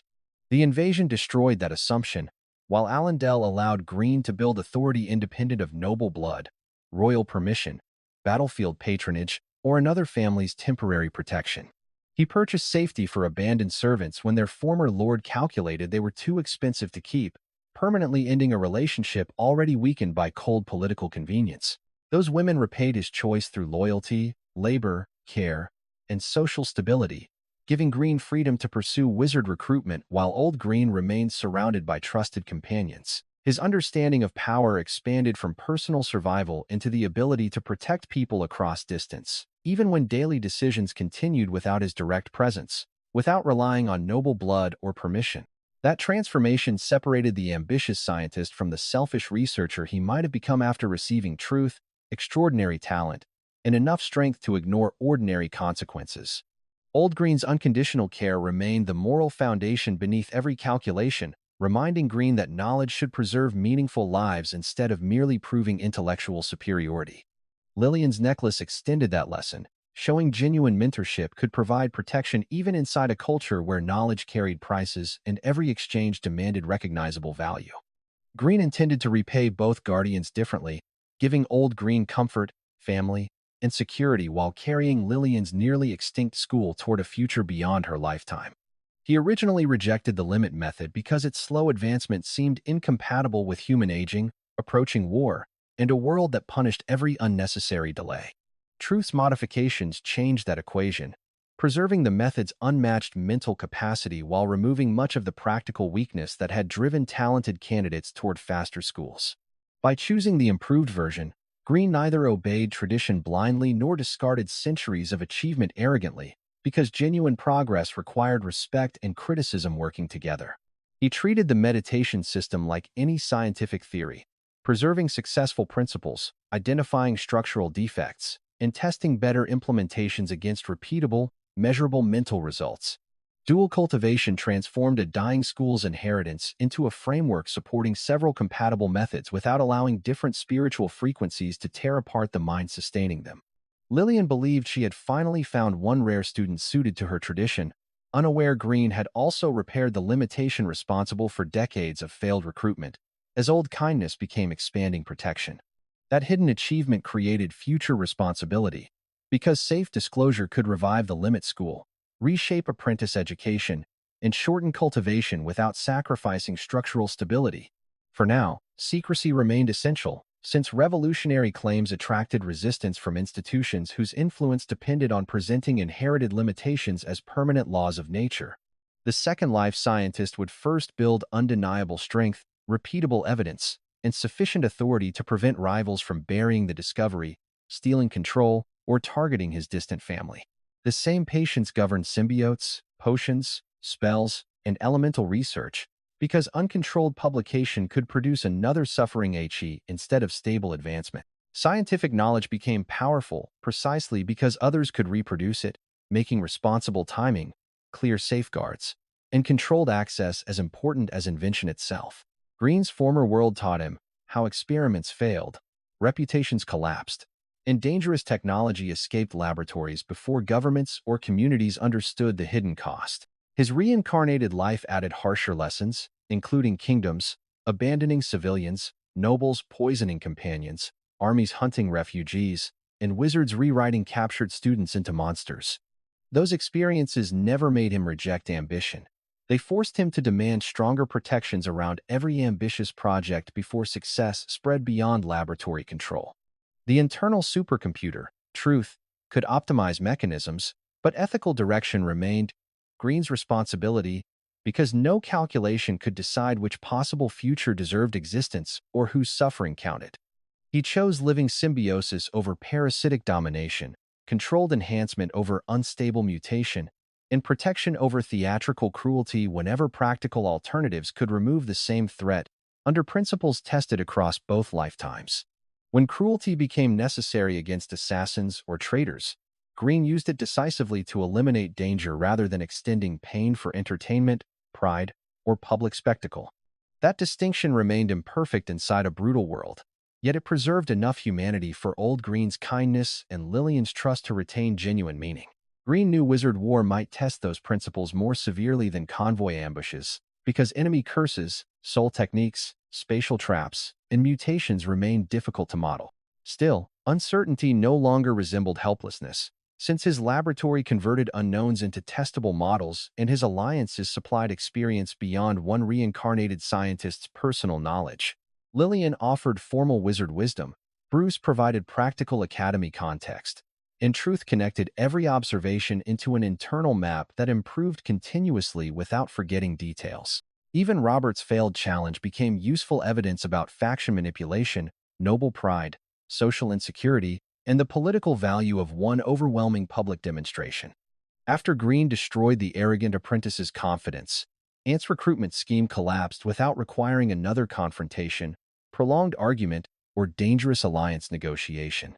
The lesson spread across the ship faster than explanation, establishing boundaries that protected Green's time, cabin, research, and meditation during the remaining voyage. At White House, his weekend classes created another form of influence by helping senior apprentices understand spell structures they had previously memorized mechanically. Students paid willingly because Green translated abstract models into relationships between energy, geometry, timing, elemental behavior, and functional consequences visible during casting, while secrecy protected discoveries from misuse. Each lesson strengthened his foundations, because explaining difficult principles exposed gaps that passive reading, rapid memory storage, or solitary experimentation could easily hide. The income purchased hundreds of spell templates and laboratory freedom, reducing dependence on Lillian while preserving their relationship as an exchange of real value. The wizard apprentice built authority in every environment through one repeated pattern, understanding the system, locating the neglected bottleneck, and solving it visibly enough that others recognized results. Inside Baron Kilo's territory, the bottleneck was cultivation. Across the plains, survival planning. In Allendale, protected wealth. And at White House, efficient knowledge. The AI chip accelerated every solution, but Green's scientific imagination selected which problem deserved attention and which answer could create several connected advantages afterward. That partnership between human purpose and machine precision became the real cheat carried from Earth, stronger than one spell, rank, title, talent, or bloodline. A weak orphan could not command protection through muscle alone, and a brilliant scientist could not safeguard family through theories locked permanently inside one mind. Green united body, mind, economy, relationships, and reproducible technology until every improvement strengthened several others, creating growth that no single defeat could erase. 5 life seeds absorbed energy, meditation expanded mental capacity, symbiotes improved biology, potions created allies, commerce funded discovery, and loyal managers preserved everything during absence. No royal crown announced this structure, yet its practical reach already exceeded what many hereditary nobles achieved after entire lifetimes of taxation, marriage, and war, through alliances strengthened by shared value. Green's original goal was controlling his fate, but the path gradually gave dozens of other people greater control over lives previously decided by stronger authorities. Abandoned servants gained citizenship, desperate volunteers gained stronger bodies, guards gained knight potential, and 3 noble women escaped futures dictated by political convenience. Old Green gained the security of seeing his adopted child become someone no baron, invading army, merchant company, or social class could discard easily. Lillian gained a successor capable of preserving her school, while Bruce and the Forest team survived because Green shared credit instead of hoarding every reward. Those consequences mattered because power without improved lives would have reduced Green's journey to another selfish competition for higher ranks and louder recognition. The title of king remained metaphorical because no coronation appeared and Green never claimed royal blood, conquered territory, or demanded obedience through inherited authority. What he built proved more durable than ceremony, an independent domain of knowledge, wealth, loyal people, cultivated strength, scientific methods, and future heirs. Within that domain, decisions followed evidence rather than noble tradition, while advancement came from tested procedures instead of accident, secrecy, or inherited privilege. The great knight researcher escaped the helpless orphan's position so completely that powerful institutions now competed to teach, employ, protect, recruit, or secretly understand him. Yet he never forgot the transformation began with one wounded soldier clearing a training yard before sunrise during a cold territorial winter, as power created freedom beyond himself. Old Green gave him weapons too heavy to hold, then patiently taught movements that truth transformed from battlefield basics into nearly perfect personal form. That memory prevented Green from believing the chip created everything alone, because technology still required nourishment, opportunity, trust, discipline, and someone willing to teach. The rich meal that awakened truth existed because Old Green's respected position kept food available when ordinary families could barely afford white bread. The warehouse that looked worthless contained armor, training space, a dangerous breathing method, and the emotional shelter needed for a second beginning. Green's first kingdom was therefore neither the Allendale estate nor Perfume House, but the small home created by one injured guardian's loyalty. Everything afterward expanded that original promise, replacing one protected orphan with a network capable of protecting many vulnerable people across distance and political collapse. As evening settled over White House Academy, Green returned excellent potions to hidden storage and placed believable beginner work beside his public notes. The spatial necklace rested beneath his robe. Symbiotes moved silently through his blood, and truth monitored every laboratory fluctuation for danger or opportunity. Outside, teachers strengthened barriers and apprentices prepared for war, unaware how many independent systems already operated inside one quiet student's body and mind. Green never needed to announce invincibility, because the first Saladin scout taught him that loud confidence invited attacks hidden beyond ordinary perception before war could erase another home. Instead, he prepared until enemies would discover his real capability only after their plans had failed, escape routes closed, and useful information entered truth. His path toward formal wizard status remained unfinished, but the central struggle of this second life had already changed beyond recognition. The orphan once dependent entirely on Old Green now possessed enough power, wealth, knowledge, and loyal organization to protect his guardian across an ocean. The scientist who died chasing intelligence recovered his greatest tool and learned to connect discovery with responsibility, family, restraint, and meaningful consequences. The refugee fleeing a collapsed kingdom created a home, an industry, a family, scientific foundations, and defenders no single betrayal could easily erase, with his fate finally under control. The apprentice entering war carried not one advantage, but an ecosystem of cultivation, magic, commerce, biology, loyalty, experience, and adaptive artificial intelligence. The life element prodigy closed his laboratory door, not to hide from the world, but to build answers faster than kingdoms, enemies, or natural limits created threats. He possessed no royal crown, yet every system around him moved through knowledge he discovered, people he protected, and choices he controlled himself. That was how a weak orphan became powerful enough to live like a king without needing permission, inheritance, public worship, or formal coronation. His second life proved true rule begins when fear no longer decides your future and your strength gives other people the same freedom.